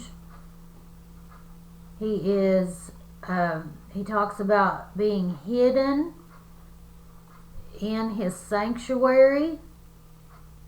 So, if we're under the Lord's protection, we're hidden under his wings.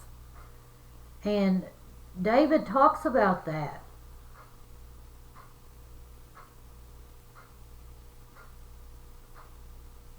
And Jesus being the cornerstone of the building, the foundation of the temple, he is the cornerstone that the builders rejected. So he said to the scribes and the Pharisees, I leave you unto your house desolate, because they were building a house that was not founded on Jesus, who was the cornerstone of the building, not made with human hands, but a spiritual building, not made with human hands. And we see all through the Old Testament how God is referred to as the rock by David, the rock of my salvation. Psalms chapter 62 verse 6 says, "He only is my rock and my salvation." He only is my rock and my salvation. And it's just as simple as that. And you look at Moses and the Israelites, the reason that Moses was not allowed to enter into the promised land was because God told him to speak to the rock, and he was mad at the Israelites, and he ended up hitting it with the rod and not speaking to it by holding the rod out and speaking to it. God was trying to show his power through speaking to it, and a miracle by, he said, "You did not make me known in front of the children of Israel by bringing water out of the rock, by speaking to it." You know, that's all about the Spirit. He wanted to indwell them with the Spirit right then. And who knows if that miracle would have been performed the way that God was trying to show them something about himself and his Spirit. Who knows? You know, they would have believed, and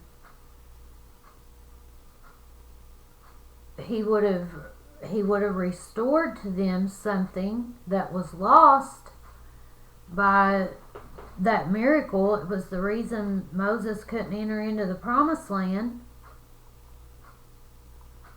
He said, "You did not make me known in front of the children of Israel." So there was something that God wanted to show them about himself by speaking to the rock and bringing the water out of it instead of hitting it. And like it was something that he did the first time, but that wasn't what God wanted to do the second time. The first time, I'd have to look back in. I can't remember right now. But there was a first time that he told him to hit the rock, and then second time he told him to speak to the rock. But anyway, that's where obedience comes in. You don't know why God's having you do something that he's telling you to do. It's just all about obedience. And Jesus said, "I only speak what I hear from the Father. And if you know me, you know the Father." And so he was completely being obedient to what he was hearing from God at all times. He knew the thoughts of people's hearts. It says when he perceived what they were thinking,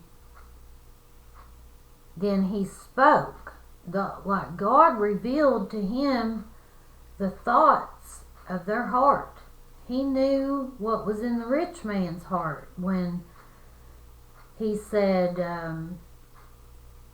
"I know the law. I've kept the law all of my life." And Jesus said, "Sell everything you have and give it to the poor." and he was greatly distressed because he had much wealth, and he went away saddened because he wouldn't do it. What did that guy ever come to know Christ? We don't know, but we know that Jesus knew that he loved money and loved his possessions. That's why Jesus guarded against it and warned us against it so often in the New Testament about you can't serve God and money, because he knew that his eyes were on the riches and all the things that afforded him in life. And he didn't want to be poor. He didn't want to not have anything. He enjoyed his riches and his status and his wealth. And in fact, he didn't care if people who didn't have it had anything. He wanted to keep what he had. He didn't want to give it away to people. He wanted to keep it for himself. And it's so true of everyone. There's giving people. I mean, I'm a giving person, but don't we all like our stuff? I mean, I don't know. Maybe it's sentimental, a lot of it. Someone gave it to you, but we all like our stuff. And everything in here, just about. I mean, I could probably go through this place and probably everything in here, somebody's given it to me. I don't shop and I don't buy stuff, very rarely. If I do, it's usually for somebody else. And I like to stay out of certain stores just because, I've told you before, if I, in the past, like when I went to Aldi, I would stay out of that specialty aisle because there's stuff in there I want. But it's usually something I need, but I don't have room for it. I mean, there's so much stuff in here. It's just maxed out. I don't. This is not a very big place, and it's wall to wall. There's not a place that don't have something around or on it or in it or whatever. But most of the things that are in here, somebody has given me. My mother has given me so many things, it'll fill a whole house up. So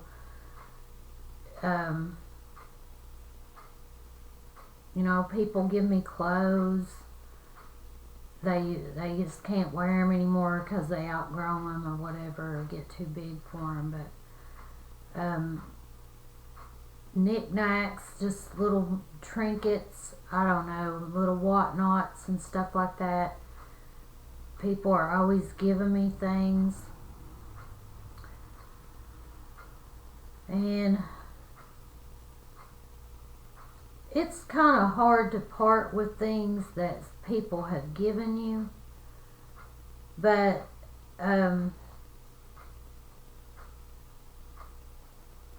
if Jesus told you to sell everything you have and give it to the poor, would you do it? And I'm sure we would. But is he asking us that to do that today? It sounds kind of outlandish too. I mean, I actually had a person who I dated tell me that once. They brought that up to me. And they said, well, why aren't you out here? Why do you have anything? Why aren't you out here selling everything you have and giving it to the poor? And I said, well, none of this stuff in here is even mine, I mean, anything I have, somebody's given it to me. It's not like I went out and bought it. And there has been certain things I have bought. For example, I bought this web camera probably 15 years ago because I needed it. I thought I did. Like, we were going to try to talk on the internet whenever what was that one thing that, it wasn't Zoom, but it was the thing that came out before Zoom. I don't know. But anyway, some of the family, you know, we were going to talk like a phone call, like just a video call or something on there. I forget what it was called. But I thought I needed it, and then I never used it.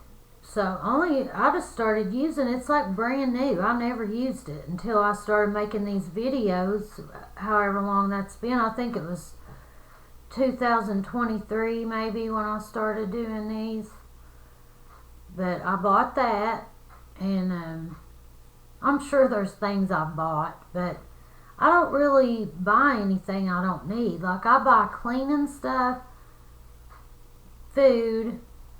If I am in a store where I'm looking for something that I need, like I have to have, like if I needed a pair of clothes, you know, like a pair of pants, if I needed a pair of shoes because the soles of my shoes came apart or whatever, like I don't buy anything unless I have to have it, because I don't enjoy shopping. But if I see a shirt or something that I really like and it's $3, like that's kind of, I'll buy some. There's some things I can't pass up on a good deal. Like if I find a shirt for $1 or $3 that's just beautiful, and it's I really need it for like church or to dress up somewhere where I have to go where I don't have something really dressy that I need to go with certain colors like black or tan or something like that, like a neutral that I just don't have. Like I needed a white sweater for the longest time, and so I prayed for it, and and the Lord, I got it, you know. And then I prayed for sweaters, and I didn't have any sweaters, like, you know, for winter, like a sweater. And I prayed, and I said, Lord, I don't know what I've done with all my sweaters. I gave them all away. And I need some. I don't have any now. And so I went to this book giveaway with my granddaughter, and they had clothes there. And we had went through looking at all the books, and we started looking through some of those clothes, and we got to this one table, and the Lord said to me, you remember that day when you asked me for sweaters? He said, here's your sweaters. And it was like a whole table full of sweaters that was my size. And I just took them. I just took as many as I liked. And I wore those sweaters out this winter. I'm telling you, they were great. I might have had them last winter too, but I can't remember because it's all blur really. But I guess I had them last winter too, because like, you know, we were at the hospital pretty much from January to September of last year, till my mom passed away, and we stayed in the hospital. I mean, it was wild for days at a time, you know. And I don't remember wearing winter clothes through all that. I was wearing summer clothes a lot of it, but anyway, I don't know. Maybe for 2 years I've had those sweaters, but I had prayed for that white sweater. And, you know, Jesus wants us to clothe people who need clothes. He tells us that if we give one of the least of these little children a cup of water in his name, then it's the same as if we're doing it unto him. And he said to clothe those who need it. And he said, if when you visited me prison, if you visited them like, you know, it was like visiting him if he was in prison. So he wants us to clothe those who need clothes, feed the hungry, and visit those in prison. And he wants us to take care of the fatherless and the orphans and the poor. And so we need to be doing that in any way that you possibly can, because that's what's important to Jesus. I can tell you that. He is serious about that. He gave and he provided for people. He saw the needs of people and he met them. And in the Old Testament, you see many times that, for example, Joseph, when he was second in command in Egypt to the Pharaoh, he sent his brothers away with what they called changes of clothing, but he gave Benjamin more than he gave the others, because that was, you know, his favorite, the youngest, the baby, you know, and his full brother, with their mother being Rachel, who was Jacob's real true love, you know. And he gave him more clothes than the others, and he also gave him a double portion of food too when they were sitting there eating together. So David talks about in Psalms about being poor and needy and crying out to the Lord for help. And I think that's another thing Jesus was trying to get across, is that's not what the Pharisees and the Sadducees were doing. They were scooping up all the wealth and the riches for themselves. They were weighing the shekel for the temple offering, the sanctuary, heavy to their favor. God said he expects just weights and measures, and they were weighing heavy to their advantage. And God is a just, fair God, and he likes he don't like for people to get cheated, and he don't like for people to go without, and he doesn't like for those who are poor and needy to be oppressed by the rich. He don't like to see people suffer because people want to be rich and that they want to keep it all for themselves. Now, these are really important things that God expects of us. Jesus expects these things. He made it known while he was here on the earth, and he revealed it to the prophets in his word. And we need to do better. There's people in the streets without a place to live. $100 could make a person's life so much better. And there's a lot you can do with $100. $20 would do a lot for somebody. You know, it could buy them a meal. It could put gas in their car. It's not going to go a whole long way, but you take it to the Dollar Tree and, you know, you could get soap, deodorant, shampoo, what you need in there. You could get something you needed in there. Like, it's just,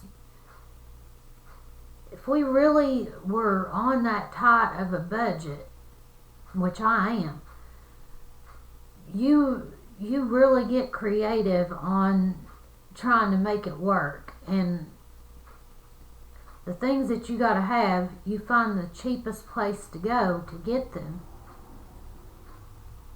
so that it stretches your dollar more. And anything you can buy for $1 that you use every day that you need, try to do that, because that's going to be more that you can try to spend on somebody else to help them in their time of need. Because Jesus said not to turn away anyone who asks to borrow of you. So we're supposed to be meeting these needs of people who are asking us for help. And we may not have a way to do it, but maybe we could try to figure out a way to do it. Even if we don't have it ourselves. If we don't have anything ourselves and somebody asks you to do something, maybe you could figure out a way to help them get or do whatever it is they're asking you to do to help them. And I really don't think there's enough of that going on, because if there was, we wouldn't see the need as much, I don't think.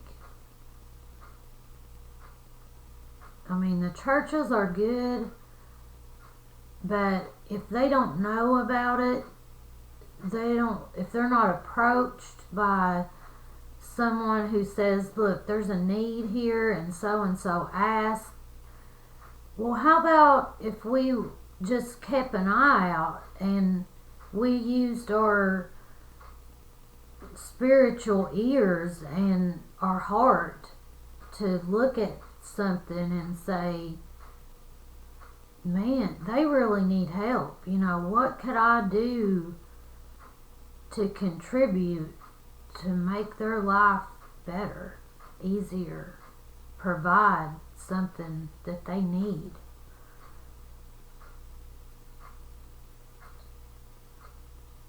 I don't know, but I see a lot of people doing without and really needing help and having no way to help themselves. I mean, it's just a tough break, it's just they're just in a situation they can't resolve right now. They're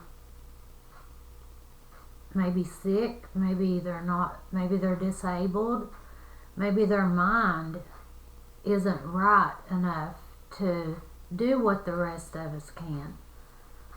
You have to take that into consideration. It may not be that they're lazy or just don't want to work. Maybe it's they're mentally not capable of it.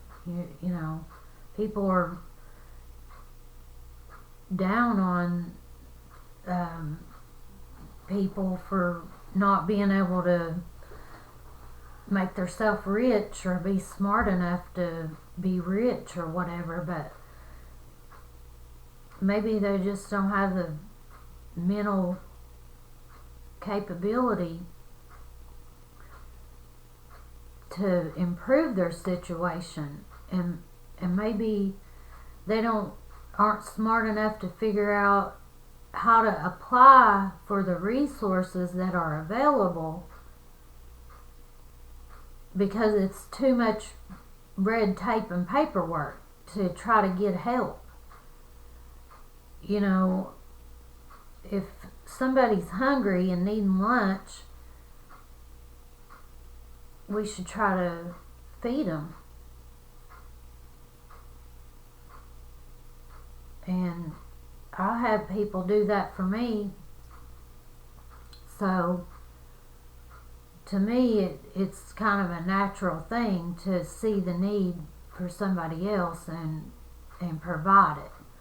Because until you're on the receiving end of it, you don't realize how needed it is. But people fall on hard times, and COVID has destroyed a lot of people's lives. In fact, I don't think I'd even be making these videos had it not been for COVID, because the reason I started this article was from course, there's a podcast and then there's an article. But the reason I started the article was because the Lord wanted me to publish my research that I had done on COVID and all the stuff that I found out that was wrong with all the other agencies in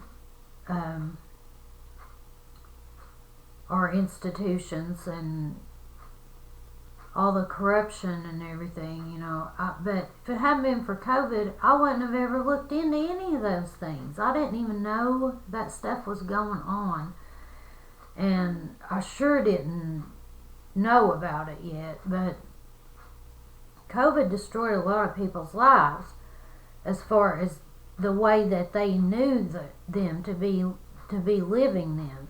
It changed the course of a lot of people's lives. And I'm grateful for a lot of things that COVID did in my life, but I'm also affected by it in a negative way as far as that goes. So, I lost my mother after she took the vaccine. Her health just deteriorated. She started having tremors. It's just so many things, so many. And then, it affected me because I had to find out about it by applying for unemployment at the time.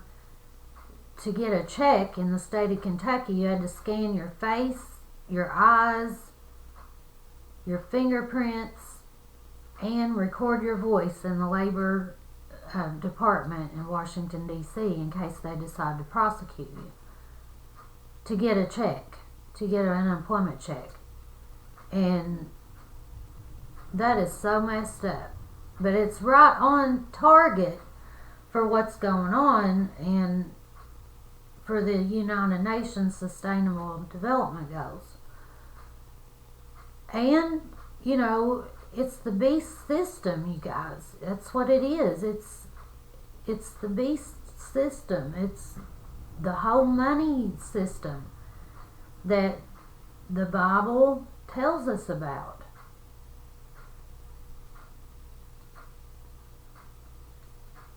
And every word, Jesus said every word of this Bible is going to be fulfilled. So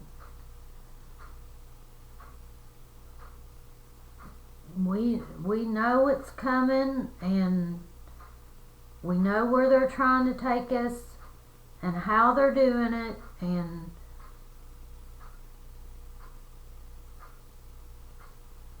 we just have to be ready. We just have to keep studying. We can't worry about this stuff that's going on, because all we need to know about it is what's in the Bible, and trust in the Lord to get us to where He is, because we're not of this world. And we're not going to be here forever. We're just here for a short time to do our work. And then, when we're living forever with the Lord, we'll be wherever He is. Wherever that is. And it's going to be in His kingdom. John in Revelation saw the New Jerusalem coming down out of heaven. There was a new heaven and a new earth. And Jesus, there was no need for the sun or the moon, for Jesus was the light of it. And it's going to be the age of day. It's, His glory is... He's going to be the reason we live and exist and have our very being. everyone who is trusted in him. Now it does say this, and whoever were without of the perimeters of that were the thieves, the murderers, the adulterers, the fornicators, the murderers, all that stuff. So, how do we really need to see this is my question to all of you. I say, Jesus said the kingdom of heaven is at hand. And I think that the moment we are saved, we've entered into that kingdom, whether we see it physically with these eyes or not. We've been taken out of the kingdom of darkness and Satan's dominion, and we have been redeemed into the kingdom of heaven as children of God. I have said, ye are God's, and all of you are children of the Most High. That's what we are.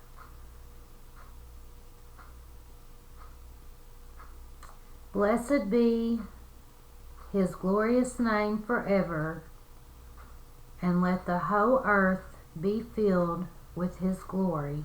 Amen and amen.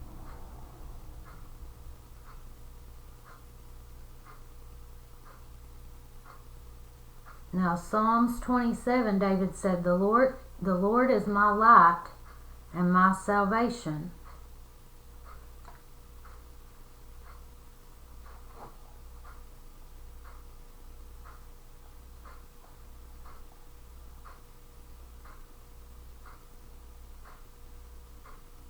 Twenty-seven 4 says, one thing I have desired of the Lord, that I will seek after, that I may dwell in the house of the Lord all the days of my life, to behold the beauty of the Lord, to inquire in his temple. Isn't that beautiful? One thing I have desired of the Lord, that I will seek after, that I may dwell in the house of the Lord all the days of my life, to behold the beauty of the Lord, and to inquire in his temple. So beautiful.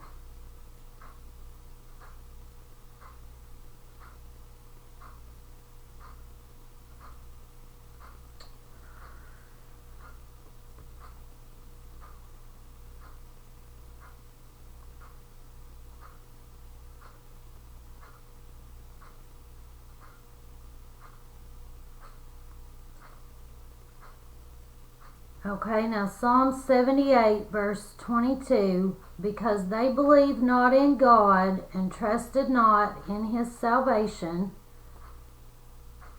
Now Jesus was always talking about, this generation shall not pass away until all these things be fulfilled. Now David, he's also talking about generations all the time. And in 78 verse 8, he says, a generation that set not their heart aright, and whose spirit was not steadfast with God. Give ear, O ye my people, to my law. Incline your ears to the words of my mouth. So he's saying, there is a generation that their hearts are not right, and whose spirit is not steadfast with God.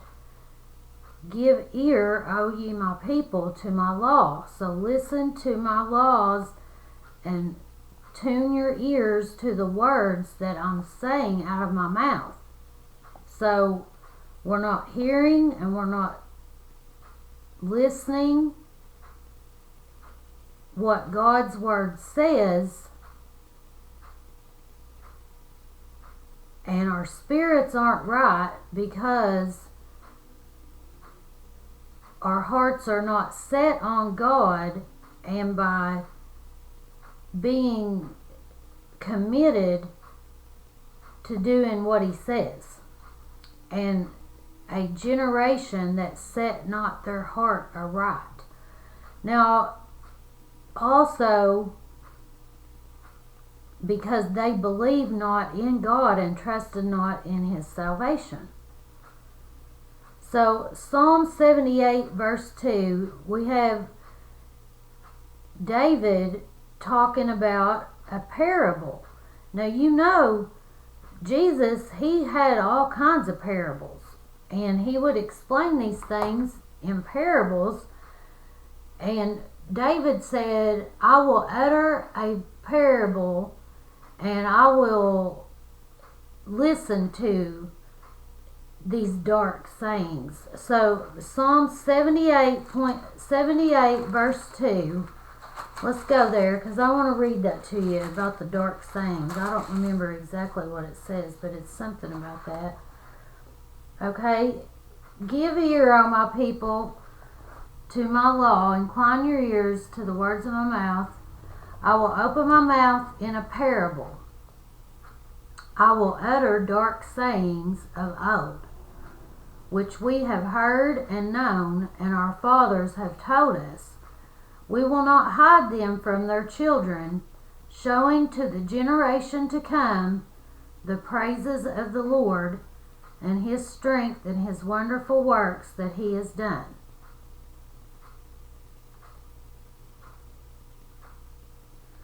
For He established a testimony in Jacob, and appointed a law in Israel, which He commanded our fathers, that they should make them known to their children, that the generation to come might know them, even the children which should be born, who should arise and declare them to their children, that they might set their hope in God, and not forget the works of God, but keep His commandments, and might not be as their fathers, a stubborn and rebellious generation, a generation that set not their heart aright, and whose spirit was not steadfast with God. Boom. Bam, that's hard hitting. But that's what it means by the generations. You know, God wants us to keep this going. That's why it's so important to instill biblical principles into the raising of your children, because this is going to go on and on down the line. Even if you teach them right, you know, they can still go wrong. And Solomon said in Proverbs, I think, rear up a child in the way that he should go, and he will never depart from it. And there's truth in that, and he was right. But his end was disobedience, and it angered God. He was serving his wife's idols. So, you know, even knowing that, it's the close walk. You know, Jesus said, straight is the gate and narrow is the way that leadeth unto righteousness, and broad is the path and wide is the gate that leadeth to destruction. This is a very straight and narrow path that we have to follow the Lord's light as a lamp unto our feet and a light unto our path, making the crooked path straight that leads to Him in His kingdom, in His righteousness.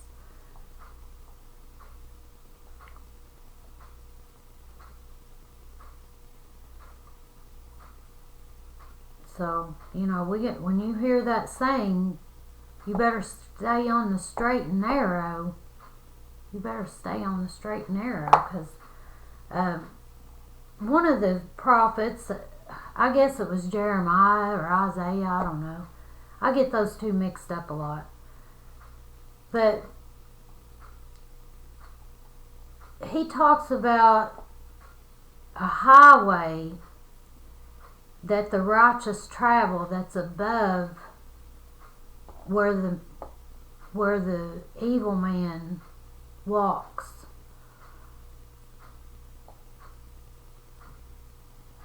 He says there's a highway of holiness and a pathway of righteousness, and there is. That's why when you hear people saying you're getting on the wrong path, you're going down the wrong road. Well, there is a lot of truth in that, and that's where those sayings come from, is if we can try to help people see that they're going the wrong way and on the wrong road and on the wrong path, and try to lead them out of it by introducing them to Jesus Christ, who is the light that leads them out of the darkness.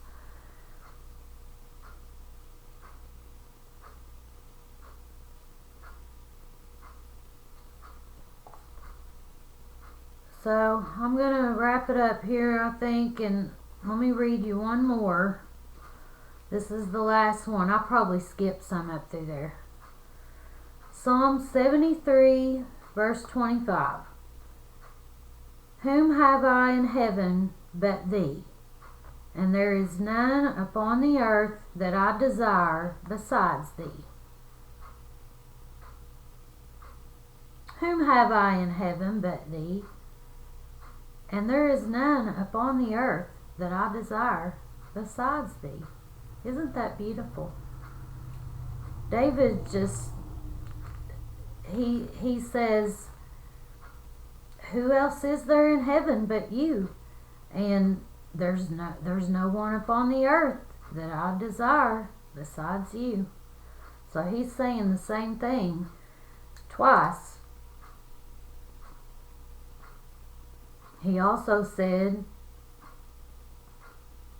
no matter where I go, if I'm in the sea, you're there. If I'm in the heavens, you're there. If I'm above, you're there. If I'm below, you're there. I know it's not word for word, but he's saying, where can I go where you are not there? And his desire was to be where God is, and he longed for it. It says he panteth after God like a deer panteth for water at the brook. So his soul thirsts for God like a deer pants for water at a brook.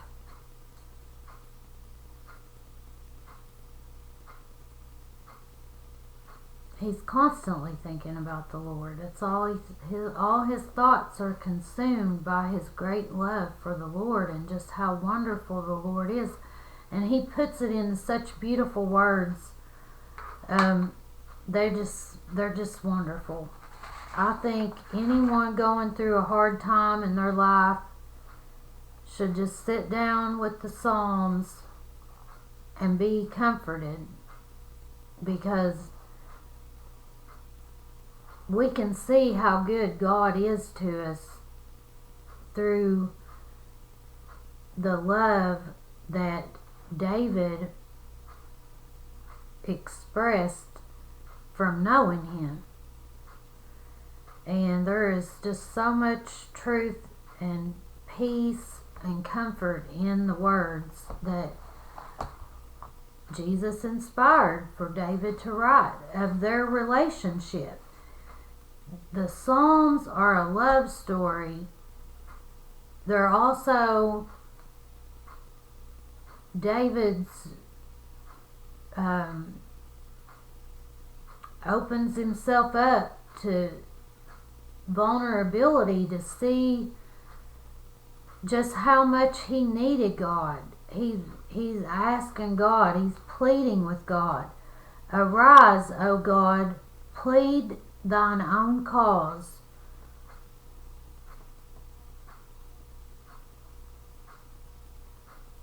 He's even upset because there are enemies against God, and that really bothers him.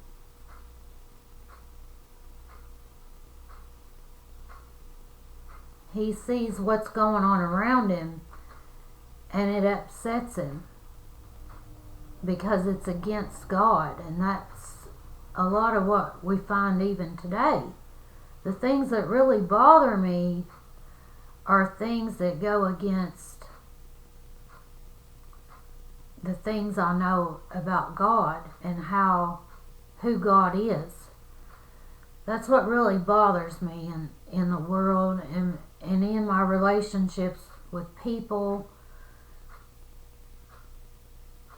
The things that don't line up with who God is and what God says to do really bothers me.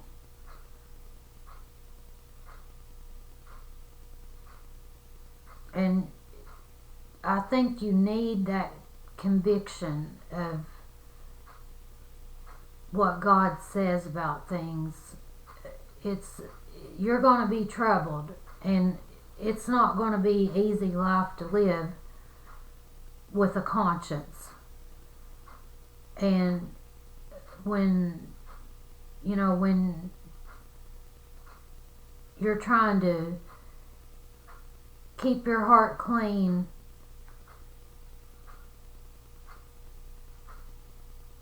you're still going to encounter things that other people do that's going to trouble your heart because your heart's clean and theirs are not, and you're going to be able to see that a lot of times because it's not going to line up with how you feel about it. You're going to be in opposition to them because that's not how you see things, because you have spiritual eyes and you have the Spirit of God living on the inside of you, and Jesus is indwelling your heart. And so, when you know Him, it's hard to witness some of these things just because, see my little book my sister got me for Christmas? I've used it a lot. I don't know if that was this year or last year. Like I said, I don't know. It's a blur. I should have dated this stuff in here and put a date on it. Because January 2025. So I had it a whole year. Can you believe that? Wow. It don't seem like it. I've got a lot done though in it. I don't know if I've ever taught out of it on any of these podcasts yet, but I guess I have.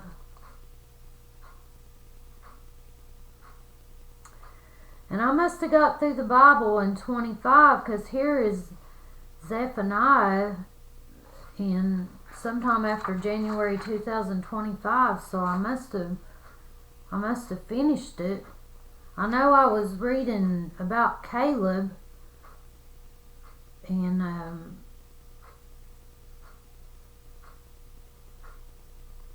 August maybe of last year, because I'll tell you about that, probably not, but the Lord told me to remind my mother about the strength of Caleb, and I was down in the chapel praying, and when I come back up, the girl that was supposed to be in there from the night before, the nurse, she wasn't there, and the nurse that was in there, I was telling my mom that I was down there, and I was telling her about Caleb, and all of a sudden the nurse that was in there, he said, "Caleb, that's my name. My name is Caleb." And it was just a miracle. It was a miracle. God sent Caleb, the nurse, there at the same time the Lord sent me to the chapel to go back and tell my mom to keep holding on and keep the faith and just think about the strength of Caleb. You know, the things that she was going through in the hospital. That was a real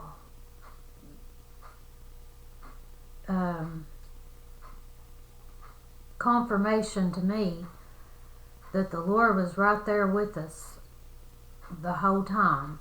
And I never gave up hope that she was going to get up and walk out of that place healed and well. I never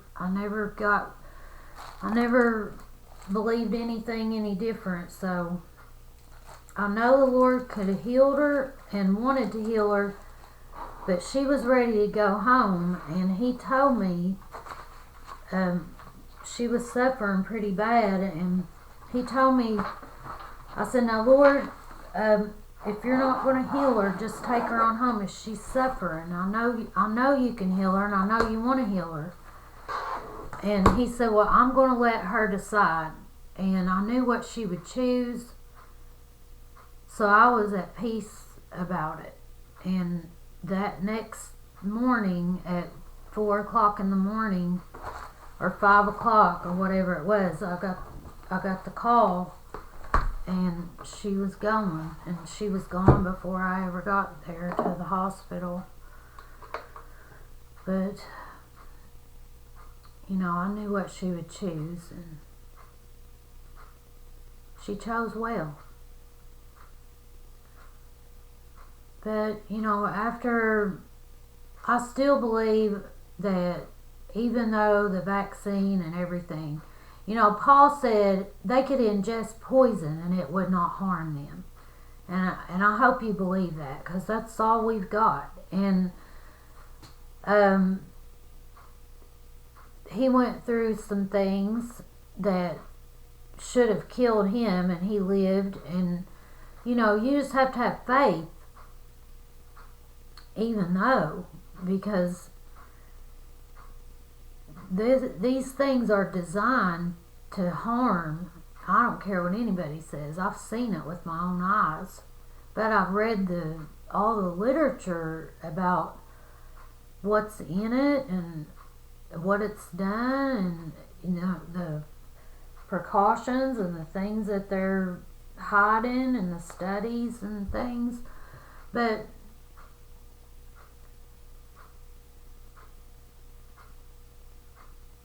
you know, we really have to believe the Lord is going to heal us, and that we are healed. And we're just going to have to thank Him for healing us before we see anything about being healed. You know, we're going to have to profess it and thank Him for it to get there, to that point, I think, because the devil's really trying hard. But Jesus said He bore our sicknesses and our disease. He became the curse for us. He's already defeated death. What should we fear that man can do unto me? So that's the kind of mindset we need to have. And I mean, I may make it sound easy not being in the situation myself, but sometimes we need that encouragement. And I certainly was trying to be that for my mother. Even when they told her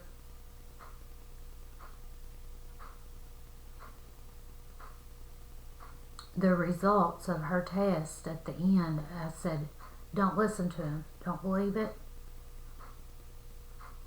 That can't live in a glorified body. And I believe that. I believe that.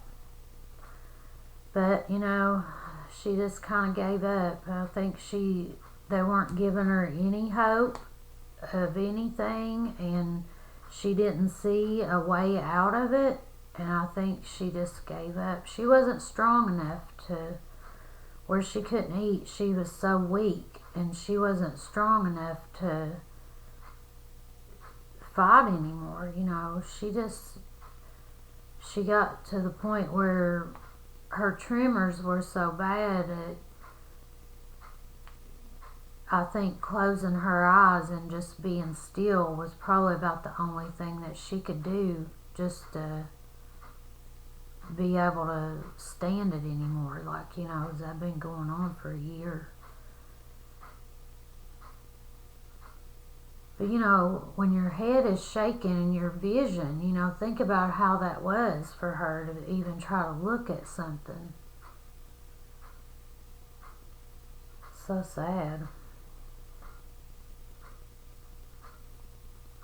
But what's bothered me the worst was just seeing her suffer, and she was such a good person, and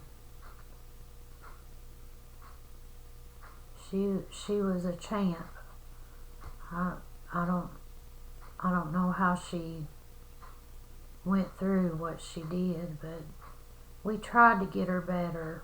We tried everything we knew, and that's all we could do. When it's your time to go, I guess you're going.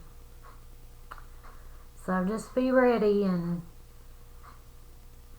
stay on the straight and narrow. Alright, I'll see you later. Have a good night. It's almost midnight. We went for 3 hours. So that's probably the longest one we've done, but we were well overdue, don't you agree? If you've stayed with it this long, you're a trooper.